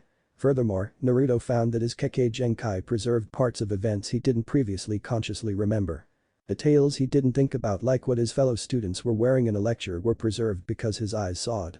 Every speech his senseis gave could be heard without any fluctuation in the memories, even though Naruto's mind had wandered at the time because his ears had heard the speech. All of Naruto's efforts in mastering the Ima Sophia didn't just result in him being able to access his own memories. His inherited memories became richer and Naruto could access more information from each memory. Naruto found that he didn't just watch the memories, but he could also hear the ancestors' thoughts in each memory and feel the emotions they experienced at that particular moment. But the ninja ancestors Naruto could also sense how their chakra felt when they were training or using jutsus. This gave Naruto an even greater edge in his ninja training, making his training more like a wounded ninja, going through reconditioning after temporary medical leave than a student learning for the first time. Not that it was easy for Naruto to get to that point with the Ima Sophia. He had to experience literally years of his various ancestors' lives to get that kind of control with his Kekkei Genkai. It had been difficult, but Naruto had slowly figured out a way to submerge himself in a memory without getting lost in the memory. Part of the difficulty in getting more out of a memory is that Naruto had to fully accept that all of his ancestors' lives were open to him and that in turn his life would be completely open to his descendants. He couldn't just cherry-pick from their memories if he wanted to completely understand the wisdom and experience they had passed on to him. Living extra years thanks to his memories was not something Naruto could completely hide. Naruto's eyes showed experience far beyond his years for those who gave the blue within blue orbs a close look. He carried himself without the childish worries and concerns that children had. Naruto gained a reputation for helping other students out if they had an issue and asked him for help. Naruto didn't mind helping the other students and he didn't try to make himself seem better than others because he could help out. He knew that he might one day have to depend on one of his classmates to save his life or someone else's life on a mission. The second half of year 3 was usually when the students really started to pick rivals, and Naruto's year was no exception. By this point the students started to become confident in their abilities and were fairly certain that their friends wouldn't quit the academy for one reason or another. It would be very embarrassing to mark someone as a rival only for them to quit a week later. The academy instructors were happy to direct these emerging rivalries to get their students to do better in class. At the same time, they also tried to make sure that any emerging rivalries didn't become disruptive in class or worse, toxic to the future shinobi's interactions. Controlling student rivalries in Naruto's year group was successful for the instructors, with one glaring exception. The Uchiha Uzumaki rivalry that sprung up early in the school year was perhaps the worst school rivalry that the Ninja Academy had ever seen.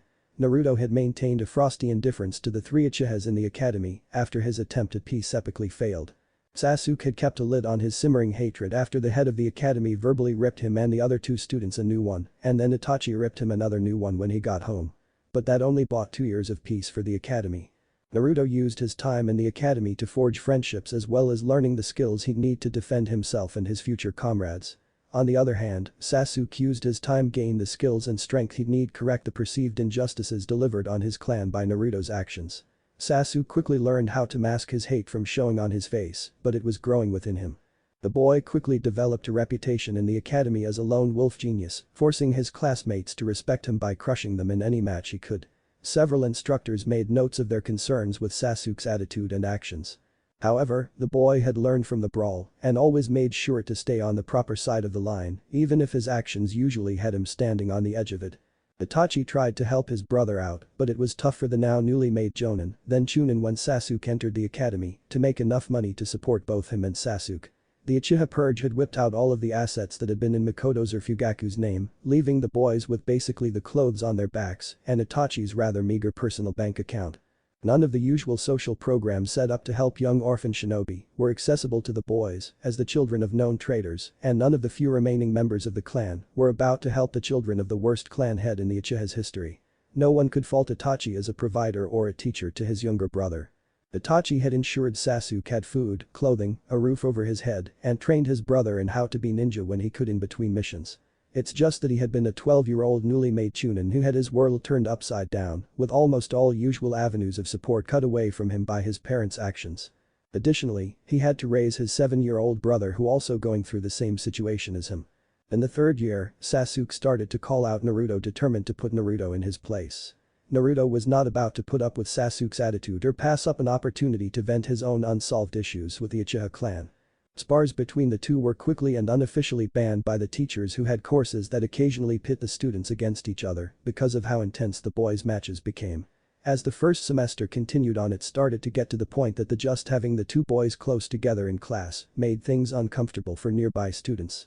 To try and ease things in the classroom, the head of the academy quietly had Sasuke transferred to a different homeroom at the start of the second semester. He chose to transfer Sasuke because he was the one who tended to start most of the duo's squabbles. Transferring Sasuke to a class that had a different schedule than Naruto's class eased the tension in the school caused by the duo. Both boys would barely have the opportunity to pass each other in the halls during school time, and they both knew better than to start something at a time like that. However, the duo's rivalry did not end since third year was when the academy started publicly publishing the students' grades. This was to encourage those doing poorly to work better and know who they should go to for study help. For the better students, this was to give them a goal to become the #1 student for the year. Naruto's and Sasuke's were always next to each other near the top of the list, and the duo were constantly swapping who was doing better than the other each time the list was updated. Author's note. Well, that's most of the academy years for Naruto and company. We'll have a touch of scenes of life for year 4 before Naruto and gang actually graduate. I lowered Itachi's rank to try to make things a bit more believable. One of the few retcons that occurred in Naruto that I wholeheartedly supported was Kakashi becoming older when he became a genin and a chunin than his original ages of 5 and 6 for those ranks. Even with chakra, his body wouldn't be developed enough to survive in a fight. A teen or an adult would be stronger, faster, have longer range, and better durability than a 6-year-old. Besides, why on earth would any of the Hokages allow such a young child soldier in their forces who is almost certainly going to die? When Itachi was first mentioned back in the early part of Naruto, his age at the time Uchiha massacre was somewhat vague. With how he was drawn, it was easy to think he had been in his late teens or maybe early 20s. That age with his stated prodigy status made the massacre seem possible. But as more details became clear, I was left scratching my head. How can a 13-year-old be powerful enough to become an Anbu captain, which is supposed to be the head of a team of elite Black Ops soldiers? It's not like he had a seal giving him access to a bastardized version of Sage Mode or a Biju sealed within him. There's a reason why there are youth and adult leagues in sports, because the adults will almost always beat the kids and teens due to their bodies being more developed. This doesn't mean I think that young shinobi can't ever beat older ninjas. After all, there is always things like getting the drop on an enemy, someone underestimating an opponent, teamwork, a powerful Kekkei Genkai that one doesn't know how to deal with, and sometimes just plain luck that can result in a younger ninja defeating an older ninja. What I am saying is that it is far more likely that an older ninja will beat a younger ninja, simply because they would be physically stronger and has more experience. Once again, it was the start of the school year at the Ninja Academy, and the assembled crowd was as big as it always was. Among the throng of students were 2 fourth-year students who had made their way to the posted class lists. One of the girls said to the other, "Hey Ino, do you think we'll be in the same homeroom this year?" The girl with short blonde hair and wearing a purple dress turned to look at her friend. "I don't know, Sakura. We were together in first year and third year, so hopefully we'll be together for another year." Ino's voice changed to a teasing tone as she looked at her best friend with her short pink hair and sporting a red dress. After all, as a civilian student you'll need my help to keep your high standing in class. That large forehead of yours might help with all of the bookwork. However, it takes more than smarts to be a great kunoichi like me. Ino and Sakura had been friends ever since the two of them had met on a playground years ago when they were little kids. The two girls' friendship was a bit odd back in first year at the academy since Ino came from a shinobi clan while Sakura was civilian born. Sakura's father had been part of the shinobi forces, but he had only been an average chunin before enemy poison forced him to take an honorable discharge early in the Third Shinobi War, years before she had been born. He had been the first shinobi from his clan, and Sakura's mother came from a long line of merchants. This made Sakura a civilian-born student, a bet one with higher social standing in school, since she wasn't a pure civilian student. There were different expectations and standards expected of shinobi depending on their background in both the academy and mission results. This wasn't a form of discrimination as the shinobi forces were very meritorious, allowing anyone to raise to the rank their skills and abilities could carry them. It was simply general trends that had been observed since the creation of the hidden villages.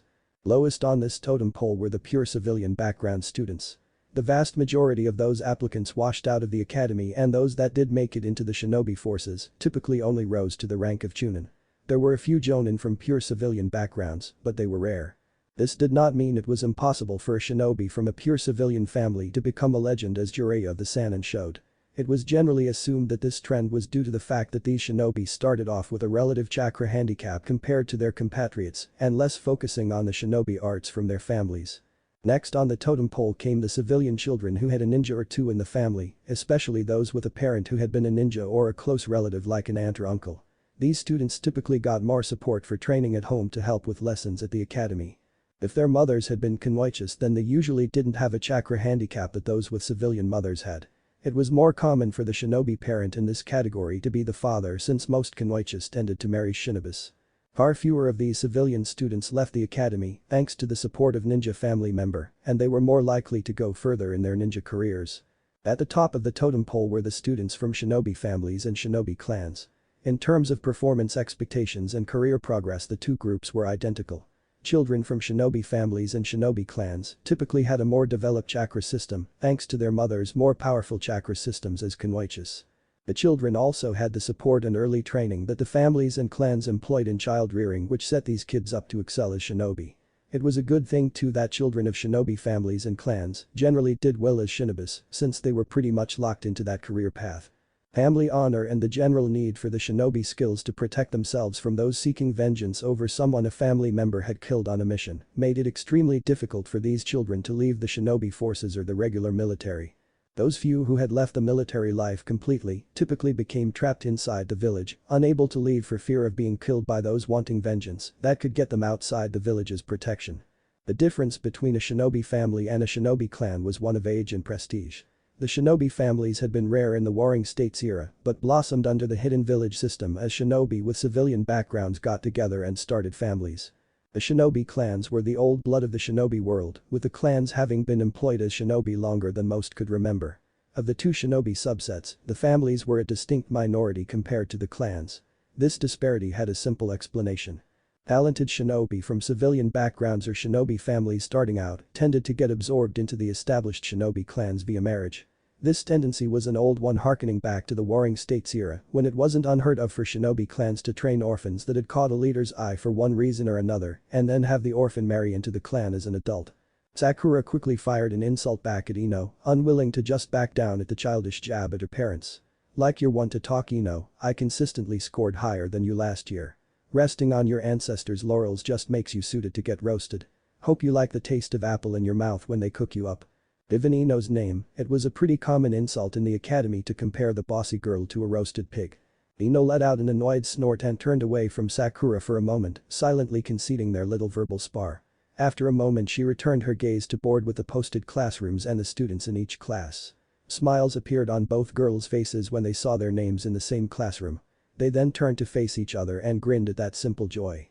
The pink-haired girl then put a finger to her chin and muttered, I wonder who else will be in our class and if we know them. Ino joined Sakura with a questioning look on her face and then both girls turned to look at the rest of their class's list.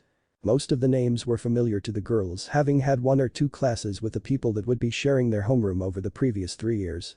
One name stood out to Sakura and she paused when she read it on the list. Hey Ino, it looks like we have Naruto Uzumaki in our homeroom. Didn't you have him in advanced stealth last year? Sakura had never had any classes with Naruto and only occasionally crossed his path in the academy's hallways. All she knew about the boy was hearsay and she was curious about the only person in homeroom she was completely certain she didn't know. With a nod of her head the blonde-haired girl answered her friend. Yes, I did. He's a friendly and confident guy usually with a smile on his face. Always seemed pretty quick on the uptake in class. If Naruto didn't get what we covered in class, which was pretty rare, then he always got it by the time he showed up for the next class session. He didn't rub in how well he was doing, which is surprising for a guy, and he usually was helping some of the other students in class that were having trouble. Sakura nodded her head and then the two girls started walking to their classroom. As they rounded the corner Sakura asked, so did we get the better of the two for homeroom? Everyone in their year knew about the Uchiha Uzumaki rivalry. How could they not when the boys had been shifted mid-year so that they weren't in the same classes? Ino shrugged her shoulders and adjusted her book bag. It's hard to say on that one, Sakura. I had Sasuke as a fellow student in Poisons last year. On the look scale Sasuke beats Naruto hands down with his bad boy image. Naruto's looks aren't too shabby if you can get past his eyes. There's just something creepy about those blue within blue eyes and how they look like they've seen far too much than they should. However, Naruto is much friendlier, helpful, and cheerier than Sasuke. There's also the fact that Sasuke is too full of pride over his clan, their Kekkei Genkai, and doesn't tolerate disrespect on those fronts. Rather pathetic given that his parents and most of his clan were nothing more than filthy traitors. The girls then changed subjects to some of the new articles they had read in a fashion magazine that helped Kunoichi modify civilian clothes for combat. This new subject kept the girls talking as they finished their trip to the classroom and occupied their time until the teacher showed up. The homeroom instructor was a chunin named Iruka Yamino who hit the ground running with a refresher lecture on using chakra to enhance one's physical abilities and the various limitations that this involved. Fourth year seemed to fly by for Naruto and his classmates. Soon enough the two-day-long final testing was upon them. The first day of testing covered all of the bookwork for the students and was quite exhausting for all of the students. Even Naruto with his seemingly unlimited energy and the ability to stretch time out to think by going into his mindscape was exhausted after the last test was done on the first day. The next day was pure practical testing and the first test on the list for the day was general physical fitness. Hibba was complaining as the class stood in the drizzle waiting for their tester to show up. What the hell, man? Why are we doing all of these tests in the rain? It was a gorgeous day yesterday when they locked us all inside with the written tests. If only someone had paid attention to the weatherman, we could have done the practicals yesterday in good weather instead of in the mud. Several of the other students mumbled in agreement and a couple of the girls started to complain about what the drizzle was doing to their outfits. Naruto stepped out of line and turned to look at his classmates before speaking up. Quit complaining about the weather. I joined the academy to become a shinobi and I thought that all of you did as well. Otherwise, you wouldn't have lasted these past 4 years here at the academy. It sucks that we're taking this test in the rain and I wish we had the weather from yesterday. However, being a shinobi means doing a mission even when things don't go your way. No one says to the Hokage, I can't take a mission today sir because it's too cold outside or it's raining. They just buckle down and do the mission. We just get to prove that we can do so too earlier than most ninjas. So what do you say we give all of the previous classes who did these tests in good weather a big middle finger by beating their records with a minor handicap? Up on the roof, the academy headmaster Rashi looked down on the assembled students who were fired up from Naruto's speech.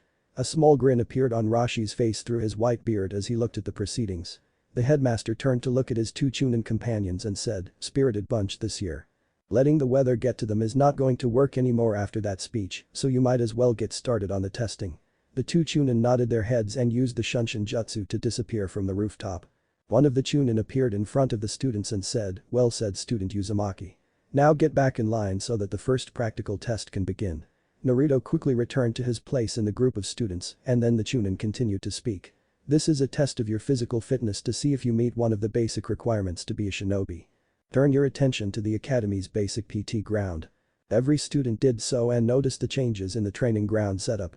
There were hurdles of different heights set up at random intervals on the track surrounding most of the training ground. Inside the track course were a series of monkey bars, concrete tubes, paths of buckets and a 10-foot wooden wall with several lengths of rope on one side. Everyone noticed that there was enough of each obstacle to match the number of lanes on the track. There was a large ramp near the track with a matching ramp on the other side of the track. Orange cones were then set up from the ramp in a path leading to the academy's pool, with balance beams set up at the halfway point. Again, there were enough balance beams for each path to have one beam. The chunin then spoke up after he gave the students a chance to look at the course. Your test is as follows. When I call your name up you will get in a lane on the track. Once I say go you will make 3 laps around the track. You will then immediately proceed to the inner course where you will use the monkey bars for your lane, crawl through the concrete tubes, step through the lane of buckets, and then use the rope to climb up the wall which you will then jump off of to land on the other side. Note that hitting any hurdles on the track, skipping any bar on the monkey bars, or not stepping in any of the buckets for your row will result in a time penalty added onto your final score. After you have landed from the wall, you will run up to the ramp and jump across the gap created by the track lanes to the companion ramp. You will then proceed along the marked lanes to the academy pool while making sure to cross the length of the balance beam when you come to it. Finally, when you get to the pool you will dive in and swim the length of the pool underwater until you reach the other side and ring the bell set up to indicate you have completed the course. Massive time penalties will be given to anyone who rises to the surface to breathe while swimming and will be noted by my companion who will be recording your unmodified time on the course. Passing this test requires a final time score of 15 minutes or less. Naruto waited for his turn to come up which was an hour later on the 5th round of testing. He took his place on the track, ignoring the fact that he was soaked to the bone and kept focused on what he was about to do. When Naruto was given the signal he took off like a bat out of hell down his course. The other people on the track with him were only given a periphery acknowledgement. Their results did not matter at the moment, what mattered right now was him completing this course correctly and quickly. Naruto made his way through the track course quickly making sure to keep track of his laps while avoiding the hurdles on the track. He then proceeded to the monkey bars where he made sure to grab each bar even though he could do them 2 at a time. The tube and the buckets came next and they had become filled in mud by this point when Naruto handled those parts of the course. Naruto took 3 seconds when he got to the wall to remove most of the mud from his sandals before scaling the wall. Naruto knew that there was a hidden time penalty for anyone who used chakra to wall walk up his wall as this was a test of one's physical abilities. It just wasn't talked about since few academy students would know the technique. Those 3 seconds proved a valuable investment as Naruto quickly got over the wall while his fellow students did not get over the wall so easily. Jumping over the track on the ramps wasn't a problem for Naruto with a bit of a run he was able to get. He then jumped onto the balance beam taking care not to step where the water had made the beam too slick. Judging from the ground around the balance beam some of the other students who had gone before him hadn't been careful and had fallen off of the beam. Once Naruto got off the balance beam he proceeded the rest of the way to the school pool. When he got to the pool he took a deep breath and made a running dive into the pool. Naruto hurriedly swam under the water making sure to keep several inches below the surface to avoid the time penalties. He reached the other end of the pool just as his lungs were starting to complain from holding his breath and quickly rang the bell. The other chunin examiner noted Naruto's time on his chart and said, "Get out of the water and head to the locker room. You can change in there and then report to the gymnasium for taijutsu testing." Like most academy students, Naruto knew how to take a 3-minute shower and got himself dressed quickly afterwards. Naruto immediately headed from the locker room to the gymnasium with only a minor stop to grab a power bar and energy drink that was set up on a table for the students along the path from the locker room to the gym. As he walked, Naruto ate the power bar and washed it down with the energy drink to replenish what he had lost from the physical fitness test. He threw out the used wrapper and the empty bottle in a trash can at the gym door before entering it. Once in the gym, Naruto was sent to the bleachers where earlier takers of the physical fitness test were sitting with the last members of the class that started on the taijutsu testing. Judging from the time limits on the taijutsu matches, Naruto figured it would be another hour before his taijutsu testing would occur. Then it would be on to genjutsu testing. After lunch there would be a late lunch hidden poison recognition test. "Thank you grandfather Kigo for getting that little addition to the practical lineup," was Naruto's sarcastic thought about the hidden test. At lunch each student would randomly grab one pre-prepared lunch tray to eat and each tray had a number on it. The number let the lunch personnel, who would be chunins in disguise, know what food item or utensil had been poisoned and what the poison was. None of the poisons used were fatal or caused long-lasting problems. However, any student who failed this test by either failing to detect and avoid the poison or failed to identify what they had been poisoned by and get the proper antidote would have an extremely bad time for the rest of the day. Most of the failures of this test would have to finish their practical exams tomorrow in a special makeup session since their poisoning would make them unable to continue the testing today. Even without Kigo's memories, Naruto could understand the logic behind his grandfather's changes to the poison practical and why it had been changed by Hiruzen. Before Kigo suggested Chanjuk, the poison practical had involved the student simply walking down the line up cups with a few filled with poisons and most filled with colored water. They were supposed to identify which cups had the poisons and what the poisons were. The test never tested the students' abilities in real-world situations and was practically the theoretical poison test repeated. This test made sure that the students had absorbed their lessons in a controlled but still real manner. The next test on Naruto's class's rotation after lunch was shuriken and kunai usage. In that test they'd have to show competency in throwing the weapons and in maintaining the weapons. Being able to use the weapons wasn't much good if you couldn't keep them in battle-ready condition out in the field. After that would be the ninjutsu test, which consisted of kawarimi, bunshin, henge, and an optional extra jutsu for extra credit.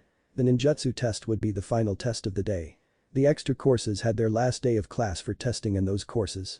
Getting everyone tested would be nearly impossible otherwise for scheduling purposes. Naruto was pulled from his musings when Kiba plopped down on the bench next to him. Man Naruto, that physical fitness test was brutal. It seemed like something straight out of my sister's threats. That comment earned the prankster king of the class a chuckle from Naruto. If that's the case, Naruto started to tease his friend, then you'd best prepare to be here again next year for the academy, Kiba. After all, aren't you counting on the practicals to graduate this year? Kiba responded to Naruto's teasing by giving the boy the finger. Shut up, Naruto, Kiba eagerly shot back. I don't have a Kekkei Genkai like you that lets me recall every boring fact the instructors try to tell us under a minor hypnotic ninjutsu. Besides, I also had to spend an additional half-hour standing in the mud in the rain before I could take my test. If they just did the tests in alphabetical order, you'd be sitting in my place. We didn't have the tests in alphabetical order because in real life things are not so organized, Kiba. If we did take the tests in alphabetical order, then the seating arrangements on the bleachers would be different due to different people choosing when to sit at different times. You'll have to get Shikamaru or Shino to calculate the odds that I would actually be sitting in that spot on the bleachers. I just know that they'd be extremely low. Sakura probably could calculate the odds as well, but I seriously doubt that she'd help you after you turned her hair lime green. Once Naruto shut Kiba down, the duo quieted down and proceeded to observe the other students on the bleachers. Kiba was looking at the girls being tested, hoping to see a panty shot. Naruto was looking at the girls as well, but not for the reasons Kiba was looking. Ima Sophia took all of the mystery out of girls for Naruto. They were still as confusing as all hell to Naruto, even with the ancestral memories, since trying to go in depth with the memories of the opposite gender gave him a massive headache. Naruto had written that off as a side effect of men and women having different brains. The blonde student's interest in his female classmates was over who would graduate and who of those would remain in the shinobi forces. Girls were naturally more flexible and generally had better chakra control than boys, at the cost of being physically weaker and typically having lesser chakra reserves. Add in the fact that a lot of girls became enamored with looking beautiful at this age, whereas most boys wanted to be awesome fighters, and you get the typical 2-to-1 gender ratio. There were a couple of girls that Naruto judged would not be getting their headbands this year. Additionally, there were a fair amount of girls who would rate passing the academy exam but were unlikely to pass the Jonin's final exam. Who knew which of them would choose to take the remedial training and who would choose to join the reformed police force? Joining the Ashigaru wasn't really an option for failed Kunoichi unless they wanted to be in a per-support work like supply or field medic. As Naruto's eyes scanned the girls, his eyes landed on Sakura Haruno and his eyes narrowed slightly.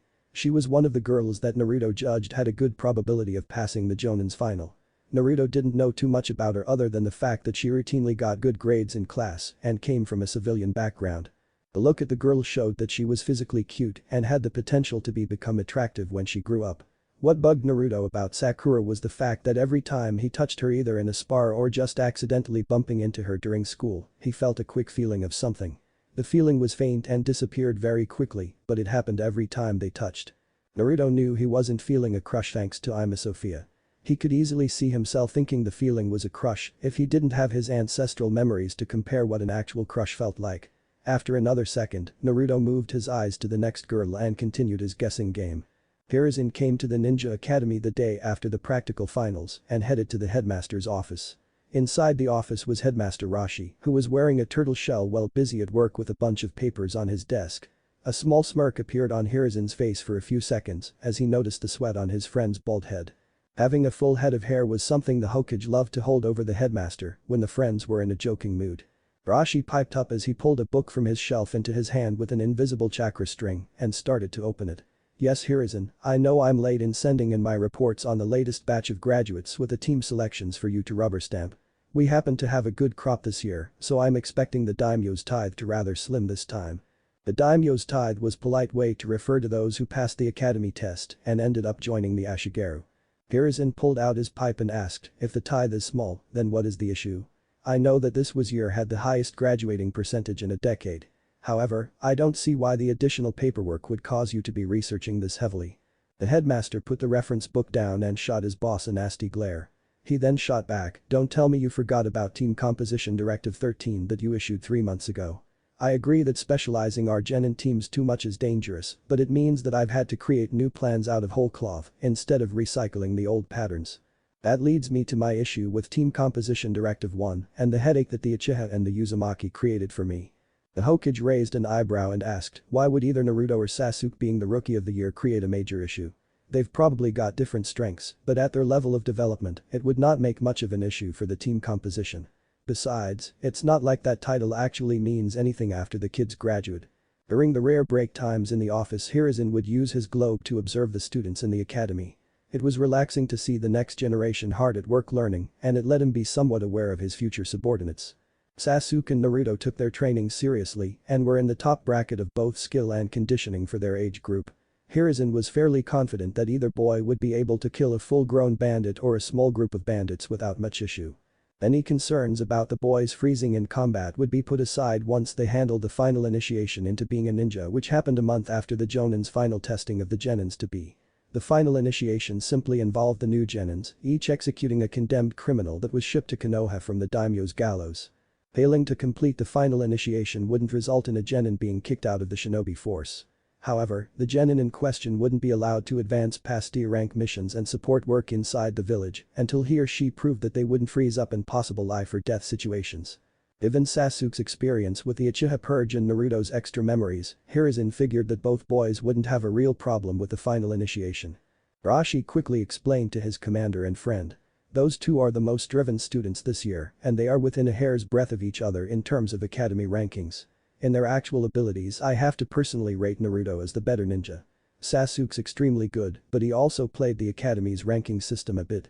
Unlike Naruto, Sasuke only took 2 extra courses, knowing that we only use the third course's grades, possibly replace the scores of the class they scored the lowest in. It's there to give 1 extra skills as a genin, but it's unfair from a grading perspective for the better students to have a chance to get further ahead in their GPAs. Naruto focused on using the academy to learning the most skills he could to help him in his later career. Furthermore, the question of which one of them deserves the title of Rookie of the Year is coming down to a ruling I need to make on the boys' ninjutsu tests. Sasuke did the basic 3 jutsus flawlessly and executed a wonderful Gakkaku jutsu. Naruto preformed the basic 3 jutsu, substituting the Kage Bunshin in place of the regular Bunshin, without any of the examiners noticing. It's kind of pathetic that none of the instructors here have caught on to Naruto's little ruse. For his extra jutsu, Naruto demonstrated his own creation of the Kusa Senbon jutsu. It's a very innovative and simple jutsu that lets Naruto temporarily give blades of grass the strength and hardness of steel senbon. The Kusa Senbon jutsu ends about 20 seconds after the blades of grass leave Naruto's hands. Hiruzen stroked his beard as he listened to Rashi's dilemma. "That's quite a conundrum that you have on your hands, Rashi. Naruto's jutsu sounds extremely useful and practical, but from your description, I would have to rate it as a D-rank jutsu." Rashi nodded his head. "I think you see my dilemma. On the one hand, I have a talented student who was able to flawlessly execute a C-rank jutsu that is beyond the grasp of most of his peer group at this time.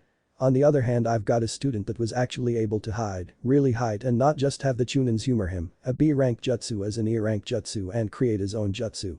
The academy rules don't say anything about a student inventing their own jutsu because usually don't start on jutsu creation until they're jonins.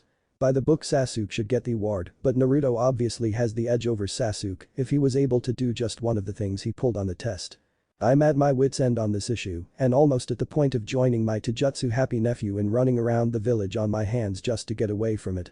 This was serious indeed, as it was well known among the older generation that Rashi did not like the fact that his sister had married Daimaido and found his nephew Guy to be very annoying. It didn't stop Rashi from asking Guy to sign the turtle contract. Hiruzen then decided to help his friend make his decision. If Sasuke should have the title according to current regulations, then he should get the title Rookie of the Year. However, I think Naruto should quietly be given an award for discovering points in the academy's grading criteria that need to be revised, along with showing where a few of the instructors have gotten lax in their training. Since there is no title for such an award, why don't we stick with a simple cash reward? That extra 700,000 ryo in the school budget that the instructors were asking to use to renovate the teacher's lounge should do in my mind. Rashi chucked and replied, "That sound good in my book, Hiruzen." 700,000 ryo is a good chunk of change, but not absurd for a genin to earn on some good missions. Besides, if a student can honestly pull one over on a chunin instructor, then the instructor is obviously too lax in their own training to rate extra luxuries. The following Monday after graduation, all of those who passed the academy test came back to the Ninja Academy to be assigned to their genin squads. Naruto was wearing a black long-sleeve shirt with an orange zipper and dark orange long pants. There was a red ring of fabric on the left arm of Naruto's shirt that hid several seals containing different supplies. On Naruto's right leg was a kunai and shuriken pouch positioned to be an easy reach for him. His shirt had the Uzumaki swirl on the back in a prominent manner, and this was partly obscured by the ninjato strapped to his back. Thanks to the loose manner he was wearing his shirt, Naruto belt with its hidden lockpick set, ninja wire, and seals with additional supplies was obscured from sight. The belt itself was a special order belt from a ninja store and was rated to double as a Garrett even if an enemy used rank C chakra enhanced strength, according to the Taijutsu assessment scale to try and break the belt. Finishing Naruto's outfit was his headband proudly worn on his forehead. Once Naruto got to the academy, he headed to the gymnasium with the rest of his fellow students. The number of graduates this year was large enough that they couldn't fit everyone in a single classroom, not even a classroom for the first-year students. Naruto was one of the early birds and headed for one of bleachers in the back that were set up for the students. He then spent the next 15 minutes watching as the rest of the graduates made their way to the gym. Most were very familiar to Naruto as either friends or people he had been in several classes with. A few others were only vaguely familiar to Naruto as acquaintances he only passed in the hallway from time to time. Naruto could see why the graduation was held in the gym when the 84th graduate entered the room, followed shortly afterwards by Headmaster Rashi. With 28 possible new genin teams, Konoha would be getting a rather large infusion of new ninjas, even if only half of the teams passed the Jonin's final test. Naruto knew that odds of such a low rate of final genin were very low. It was a popular prank among Jonins to tell their new teams that each only had a 33% chance of succeeding on the final. Since the tests were only ever passed as a team, 3 separate 33% odds added together gave the team a 99% chance of passing. On average, 70 to 80% of the academy graduates would pass the Jonin's final test of teamwork. From what Naruto could remember, the highest percentage of a class to pass the Jonin's test was 3 years before Minato became a Jonin instructor, with a record of 96%. The lowest ever was a 53% back during the latter half of the Shadai's reign. That low graduation rate was partially due to sabotage on the part of one of the academy instructors. Hashirama sentenced that saboteur to 400 lashes in public over a 5-day period. Rashi took the setup stage facing the bleachers and spoke at his former students while politely ignoring the stares of those who didn't know that the headmaster liked to wear a turtle shell-shaped weight on his back. Congratulations on graduating, my former students. Regrettably, there are far fewer of you here than there were back when you all started at this fine institution 4 years ago. The path of the shinobi is not an easy or forgiving path for those who choose to walk it. This profession of ours involves pain, suffering, sweat and blood, while offering us only the next mission as a reward for success. Look around you to the people sitting on the bleachers with you. These are some of your brothers and sisters in arms.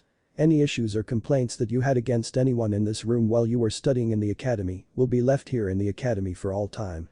The only thing that is standing between you and a new career as earned fillings in your family shrine are the other shinobi on the force. In a minute I will be letting you know who your fellow genin teammates are, and I can guarantee that all of your teammates are here in this room. These are the people who you will be counting on to watch your back in a fight or on patrol, just as they will be counting on you to do the same for them. Remember your training and make sure to keep it up. Your training is the greatest weapon in your arsenal and the second best thing to ensure you stay alive out in the field besides your teammates' help. Always add to your abilities and practice them when you get the chance. A shinobi is like good steel, adding multiple skills together like a smith does metals until a powerful warrior is created by the shinobi, just like smith forges the alloy steel. A shinobi also understands his limits and doesn't puff himself up with pretentious pride. Sasuke Uchiha, as the rookie of the year for this promising batch of graduates, this upcoming warning is especially true for you, even though it applies to everyone in this room. Far too many genins have had promising careers cut short because they bit off more than they could chew due to their pride and are now permanent fixtures of their family shrines. You are no longer the top class of the academy. As of this day you are simply new genins at the very start of your career. Everyone on the force who is not currently sitting on a bleacher in this room is your superior in experience and likely rank as well. Use this fact to help keep your pride and tempers in check or an enemy will kill you when you leave the village on a mission. After that chilling note, Rashi began to read off the teams and who the Jonin senseis would be. Naruto caught on to this year's composition pattern once he heard several names that he recognized well. The teams were set up with a heavy hitter, a support member, and a tracker. Naruto gave Rashi full attention when the headmaster called out, Team 10 is composed of Naruto Uzumaki, Sakura Hirano, and Kiba Inuzuka with Fuka Asakawa as the Jonin instructor. You will be meeting your instructor in classroom 312. Once Rashi finished calling out the instructors, he dismissed the new genin to meet their new instructors. There was an immediate rush for the gym door by most of the students. Naruto decided to avoid the crowd, which was on the verge of triggering a fistfight, by walking up the wall of the gym and squeezing through a ventilation window to leave. Rashi was the only one to notice Naruto's means of leaving the room, bringing a small smile to the headmaster's face. Kiba with Akamaru resting on his head ran up the stairs to the third level of the school with a grin on his face. There was a big grin on Kiba's face as he said, "Oh yes, Akamaru. We're going to be the first ones to meet our new sensei, just like we're going to be leaders of our new team." Akamaru barked in agreement as Kiba grabbed the doorknob for room 312. Kiba opened the door as Sakura appeared in the stairwell, causing the rambunctious boy to call out, "First one in the room is the best shinobi on the team." He then turned his head to look in the room and step inside. However, Kiba's eyes bulged out in shock when he saw what was inside. Naruto was sitting in the instructor's chair with his feet up on the desk in a lazy manner. Furthermore, Naruto had created half a dozen cage bunshins and had them hinged into amazingly beautiful female models wearing different designer bikinis. 2 clones were fanning Naruto with exotic feathered fans. One was behind Naruto looking like she was rubbing his shoulders, one was on the other side of the desk, performing a slow dance on one of the student desks. The last 2 were standing on either side of Naruto, with one apparently holding a bowl full of grapes while the other was serving a martini. In a lazy manner, Naruto looked at Kiba and said, "You were right, Kiba. The first shinobi to be in this room is the best genin on the team. Thank you for recognizing my magnificence, and you will be ecstatic to know that life on the top is good. Oh Sakura, thank you joining us as well." Naruto looked at his clones and said, "My teammates have arrived, ladies, which unfortunately means that our time together is at an end." All of the bunshins let out a sigh of sadness as one.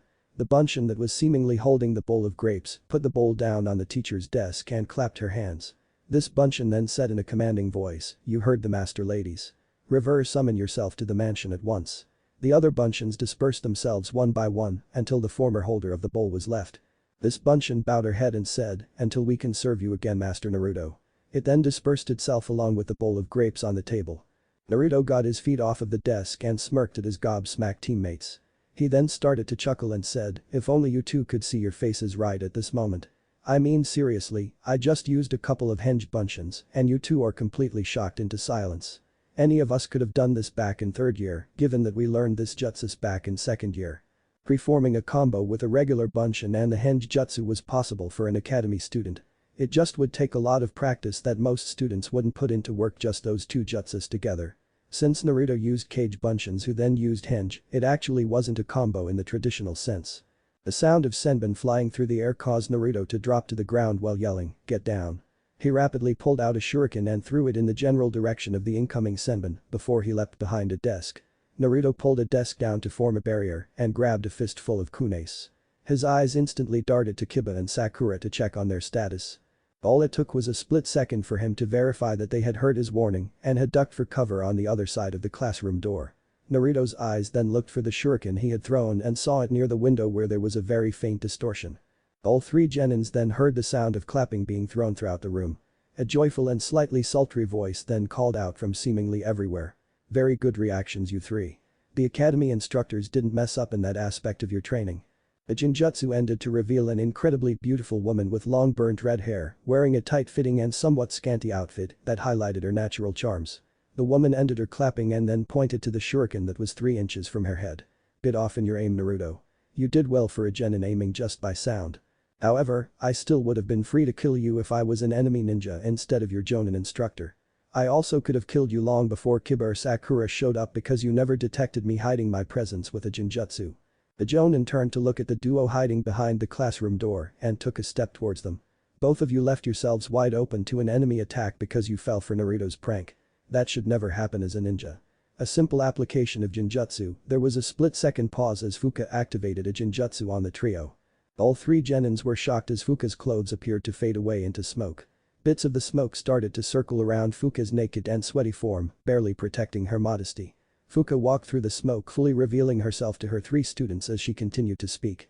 "Can't allow a shinobi to show anything to an enemy that they wish to show." Kiba wasn't paying the slightest bit of attention to what Fuka was saying. All he could think about was the sight before him that put the centerfold he had once seen in a stolen porno magazine to complete shame. Sakura was staring at her sensei in complete shock that a kunoichi would expose herself in such a brazen manner. Naruto knew that Fuka must be casting a genjutsu and that he should be breaking it. However, something about Fuka was just so enthralling that he couldn't bring himself to end the glorious sight before him. Naruto was able to keep enough wits about him to keep his kunes in his hand and hiding the fact as best he could that he was ready to throw those kunes at Fuka's back at a moment's notice. Fuka gave a sultry smirk as she continued, "The enemy will only see one thing until they are dead." She ended her sentence in a much more hostile tone. Fuka also cancelled her genjutsu to reveal that she was fully clothed and holding a kunai in each hand against Kiba's and Sakura's necks. Fuka pressed against the duo's necks just hard enough to draw a drop of blood on each kunai before jumping behind Naruto. She immediately put a fresh kunai to Naruto's back and said, "Tell me, Naruto. Why shouldn't I just cut you now and declare all three of you failures? You have 5 seconds before I draw your blood and you all fail my test." Naruto responded by using a kawarimi with the teacher's chair to appear behind the teacher's desk. He then called out, "Regulation 37, paragraph 4 of the Jonin instructor rule states that no Jonin test of potential genin may begin without informing the potential genin of their status, the test conditions, test requirements, or at least 2 hours of notified prior prep time for the potential genins. You have not told us about your test, its conditions, or the prep time. Thus, you cannot fail us just yet, even if you were to draw my blood." Both Sakura and Kiba looked at Naruto in surprise, not knowing what he was talking about or what regulations he was talking about. They then turned to face Fuka who was chuckling. "I have a special dispensation from the Hokage on that regulation, Naruto. After all, the normal test doesn't take into consideration a student with a Kekkei Genkai that grants him the genetic memories of 5 highly elite ninjas no dozet. You very easily could have told everyone in the class about the Jonin's test to truly determine who goes on to become genin." Naruto stood with his back against the wall and he discreetly put a kunai in his offhand with the point aimed at the wall. He kept his nervousness from showing and stated as confidently as he could, "You all would know if I told a soul. It would have been impossible for me to pass along that information discreetly in 4 days to all 84 graduates. Especially since I live at the Shinobi Orphans Care Complex, where it would have been very suspicious for me to leave after graduation with the basic training ground provided on campus. Someone would have undoubtedly discovered such an information leak days ago and I would be summoned for breaking shinobi secrets. Grandfather Hokage declared years ago that anyone with an active Ima Sophia is bound to keep any and all shinobi secrets their genetic memories inform them about to the same level of a registered shinobi. That means that I'd suffer the same punishments as any ninja for breaking a shinobi secret. The Jonin's final of the genin is a Class D secret." Both Kiba and Sakura gasped in shock when they heard that news. Sakura blurted out, "Revealing a Class D secret carries a 500,000 ryo fine and 40 lash penalty, with an additional 50,000 ryo and 10 lashes for every person the secret is revealed to by the guilty person." Fuka nodded her head and continued on, "Such a penalty for Naruto if he did reveal this information to everyone would land him with a 4,700,000 ryo fine and 880 lashes with a whip like this one in my hand." Fuka then revealed a cat o' 9 tails with half a dozen rusty and jagged nails tied onto each tail. Kiba and Sakura both paled at the sight of the diabolical-looking whip. They had never seen a punishment whip before and had thought that the whips mentioned their textbooks for certain punishments were the whips used to get animals to move. The thought of getting one of those whips used on them for breaking certain rules had been the stuff of nightmares for the 2 former students. Now those nightmares looked like pleasant daydreams compared to the image the demonic thing in Fuka's hand was giving them. Naruto shivered slightly at the sight of a Kyuubi whip. His ancestors had never had to suffer from one of those things and they only had to sparingly use it for punishments of criminal shinobi. Thanks to Ima Sophia, Naruto knew that those things were coated in a special minor poison that heightened the pain one would feel from a lash. Given how well medical jutsus could heal someone, there wouldn't be any muscle damage or even scars from the whipping after a few weeks. The doctor's healing abilities were why the lashings were made so agonizing. If the pain wasn't agonizing, then a shinobi would soon forget about it since you had to develop a high pain tolerance to be a successful shinobi. Fuka tapped the Kyuubi whip with a finger and said, "As I said, the Hokage gave me a special dispensation because of Naruto's Kekkei Genkai to ensure that his team's test is on the level just like every other team. Naruto is a good academy student who didn't become Rookie of the Year only because of an unexpected oversight in the academy's grading matrix that has been corrected for the future. It is well within the realm of possibility that he could have slipped you two a message between the time of the team announcements and your arrival in this room. This puts me in the position of possibly testing you when you already know how to beat the test without actually having what you need to truly beat the test." The Jonin paused a second for dramatic effect and said, I think I'll be generous and cut you all a deal. If Naruto agrees to receive 60 lashes for the suspicion that he could have spoiled the test and he doesn't reveal what the test is supposed to be about during the flogging, I will let you all be tested in the regular manner. However, your 2-hour time limit for prep will occur after the whipping and then the test will begin for the 3 of you. Naruto gulped in shock at that announcement.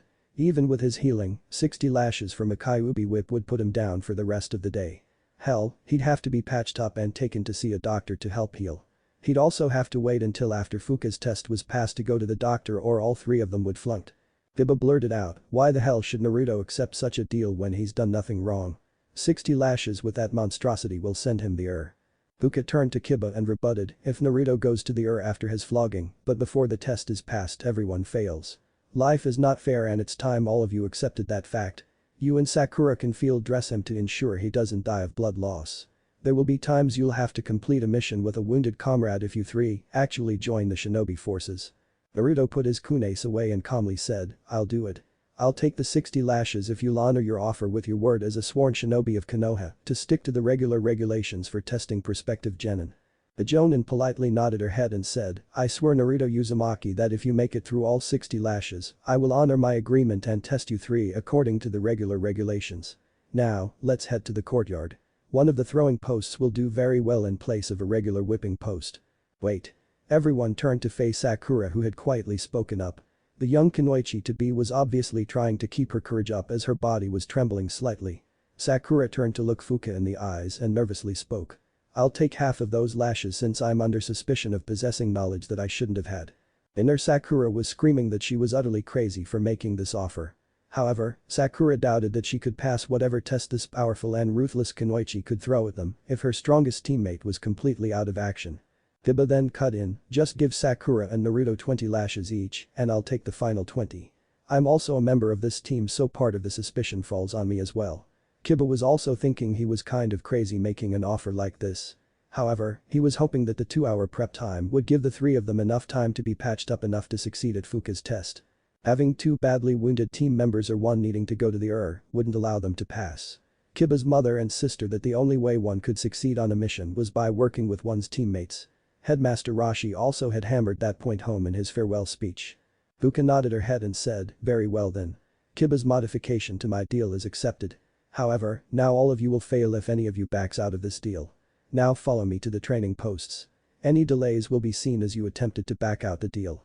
As Fuka walked out of the classroom she made sure to keep the Kyuubi whip in easy view of the trio who followed after her looking like condemned men. Each step through the formerly happy halls of the academy filled the prospective genins with nervousness and fear that they had made a terrible choice. Once outside the academy building, Fuka led the trio to shuriken posts and had each member of the trio stand in front of a post. Fuka then ordered in a commanding voice, team discipline is about to commence. Remove all clothing covering your backs and stand in front of the shuriken posts with your arms wrapped around the posts. Sakura, all clothing includes a training bra if you are wearing one. You all have 1 minute to remove the items of clothing mentioned before you will be deemed to be reneging on your deal with me starting now. Naruto took off his ninjato followed by his shirt. He then grabbed the shuriken post like he was instructed with his bare back to Fuka. Kiba put Akamaru down on the ground and started to take off his upper clothing. Sakura waited a second but quickly followed orders once she saw that Kiba and Naruto weren't looking at her. All 3 potential genin were ready for their lashings before the time limit. Fuka uncoiled the Kyuubi whip and gave it a test strike on the ground. All 3 prospective genins flinched at the sound of the whip but they kept their hands wrapped around the posts. Fuka then said in her commanding tone, adding a touch of killing intent to her words to really make the trio sweat. This team of potential genin has been found under suspicion of breaking a Class D shinobi secret, earning the primary subject of suspicion 60 lashes. Upon teammates' request, the sentence has been split among all 3 members. This disciplinary punishment is to be carried out on a cold day in hell. Naruto, Kiba, and Sakura all blinked when they felt the killing intent vanish while their fear and dread was cut in half. Kiba nervously piped up, what was that sensei? Fuka sealed away the Kyuubi whip and jumped behind the shuriken pots so the trio could see her. There was a much friendlier look on her face as she spoke in a soft and kind manner. There will be no punishment for the 3 of you. There will also be no Jonin's test according to the normal regulations like I promised, as I never gave Naruto the 60 lashes. You 3 passed my test. Now put on your clothes and sit by me so I can explain things in more detail. The trio quickly got their clothes back on and then sat in a circle around Fuka on the throwing grounds. One Sakura, who was the last to get dressed due to making sure that Kiba and Naruto couldn't see anything naughty, sat down. Fuka began to speak. The Ninja Academy gives you all the skills you need to start your careers off as shinobi. However, the academy cannot really test you all for teamwork, critical thinking, self-sacrifice, and willingness to face danger, like you'll need to be able to do in order to succeed on dangerous missions. That is where the Jonin's final comes in to test to see if you all have enough of these qualities right now to become genin. The Kunoichi unsealed a tea set and poured all four of them a glass of tea. She then politely said with a refined air, "Drink this. It's a special blend that helps to calm one down, and all of you will need it after passing that final." Fuka took a small sip first of the tea before her students followed her example. She then put her cup down and continued her lecture. Naruto with his Kekkei Genkai is a snag to the normal Jonin final as he knows what is being tested and what needs to be shown in order to pass. The Hokage felt that there was too great of a chance that any team he was on would work towards the test instead of genuinely being able to pass it. "Oh, don't make that face, Naruto. None of us thought you'd spill the beans on the test beforehand. However, you could give too many hints during the test and you'd be actively working to ensure that everyone passed the test knowing what is required. This would normally be a good thing for a ninja, since in our profession, we need to seize any advantage that we can give ourselves. But, this test is an exception as if you don't have these abilities to a certain level, you could cause a catastrophe on a mission that would probably result in someone's death. So the Hokage decided that you three couldn't have the prep time or even be told what your test was, especially so that Naruto could be tested without realizing he was being tested. Trust me when I say that it wasn't easy to come up with this test for you three. I spent almost a month crafting it." Sakura spoke up after finishing her tea. "Could you explain the test for me, sensei, and how we demonstrated those skills? I want to make sure I fully understood everything about the test." Inside her head, inner Sakura was ranting that she didn't understand a single thing about Fuka's test. Fuka nodded her head and quietly refilled Sakura's teacup. "Certainly, Sakura, since all of you are now my genin students, I'm free to discuss the test. My test focuses on teamwork, self-sacrifice, and especially willingness to face danger. Critical thinking is involved in it, but it is not a focus of the test, as I find it to be the easiest trait of the four to drill into genins. Now to explain things by the numbers, your teamwork was tested by whether or not you all were willing to make a sacrifice in order to ensure that the team got a fair chance to be tested. Naruto demonstrated this by agreeing to the blatantly unfair punishment, while you and Kiba demonstrated this by being willing to take part of the punishment on yourselves. This directly feeds into the self-sacrifice part of the test, as anyone can see that a Kyuubi whip can inflict absolutely horrendous amounts of damage. I also placed a minor genjutsu on the three of you that enhanced your feelings of fear and dread at the sight of the whip. Your willingness to face danger was tested by the three of you following me here and standing at the posts ready to endure a flogging. It's easy to say you'll make a sacrifice for others, but it's an entirely different thing to actually make the sacrifice." Naruto then asked, "What about the critical thinking? Was it me realizing that having two teammates face a mission that they know about was better than me facing a mission I didn't have much information about?" The Kunoichi nodded her head as she answered her student, "For your part, yes, Naruto." Sakura and then Kiba demonstrated their critical thinking by realizing that having a team member down in critical condition would almost assure them of failure. So they did the only rational choice they could make in the circumstances they were in and tried to reduce the burden you would have had to deal with.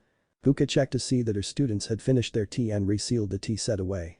She then stood up and said, "As I said, we are officially Genin Team 10. From now on we will be meeting 6 days a week at 8 AM on Training Ground 10. Our team schedule will be as follows. From 8 until noon we will have a warm-up and light practice.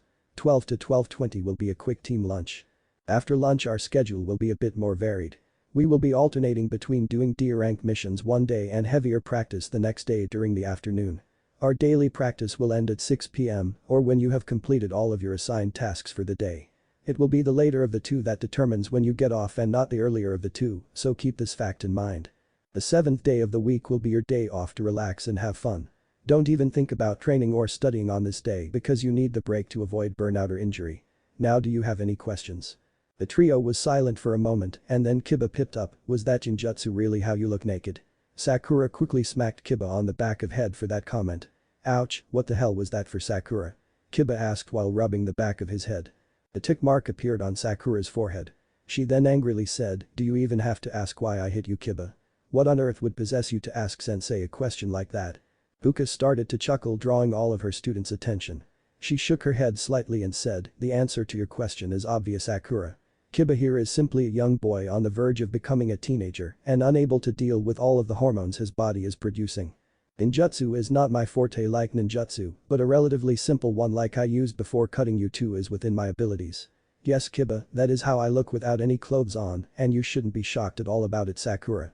My sexy figure is simply another weapon for me to use. So what if enemies see my glorious and desirable form?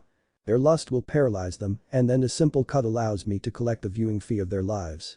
Or if I so choose, I can drain all of the chakra from their bodies with a single fatal kiss. Both Naruto and Kiba let out small shivers of fear when they heard Fuka state that. Kiba became really afraid of Fuka deciding to collect the viewing fee from him.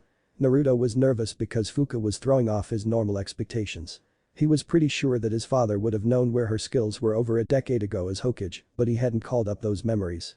Junins and Jonins typically focused their skills into different basic types that could be identified. These types were useful for helping to assign shinobi to a mission, and using a traditional build ensured that one could get training from others specializing in the same manner. Fuka was throwing Naruto off because she was showing the signs of a seductress kunoichi, and the ninjutsu was at odds with that build. Seductress kunoichi typically favored jinjutsu or poison as means to attack so they could get in, remove their target, and get out without causing a commotion. Ninjutsu was typically loud, obvious, and announced that one was a ninja. It was great for an assault or heavy support build where fighting power was paramount, but typically terrible for mission involving stealth. Fuka then said, I need to be off to inform the Hokage about our team becoming official. You three have the rest of the day off and I suggest that you enjoy it. You're not getting another day off until next Monday. Fuka then vanished in a swirl of leaves. What if Naruto has ancestors sealed memories chunin exams and thanks for watching my video till the end.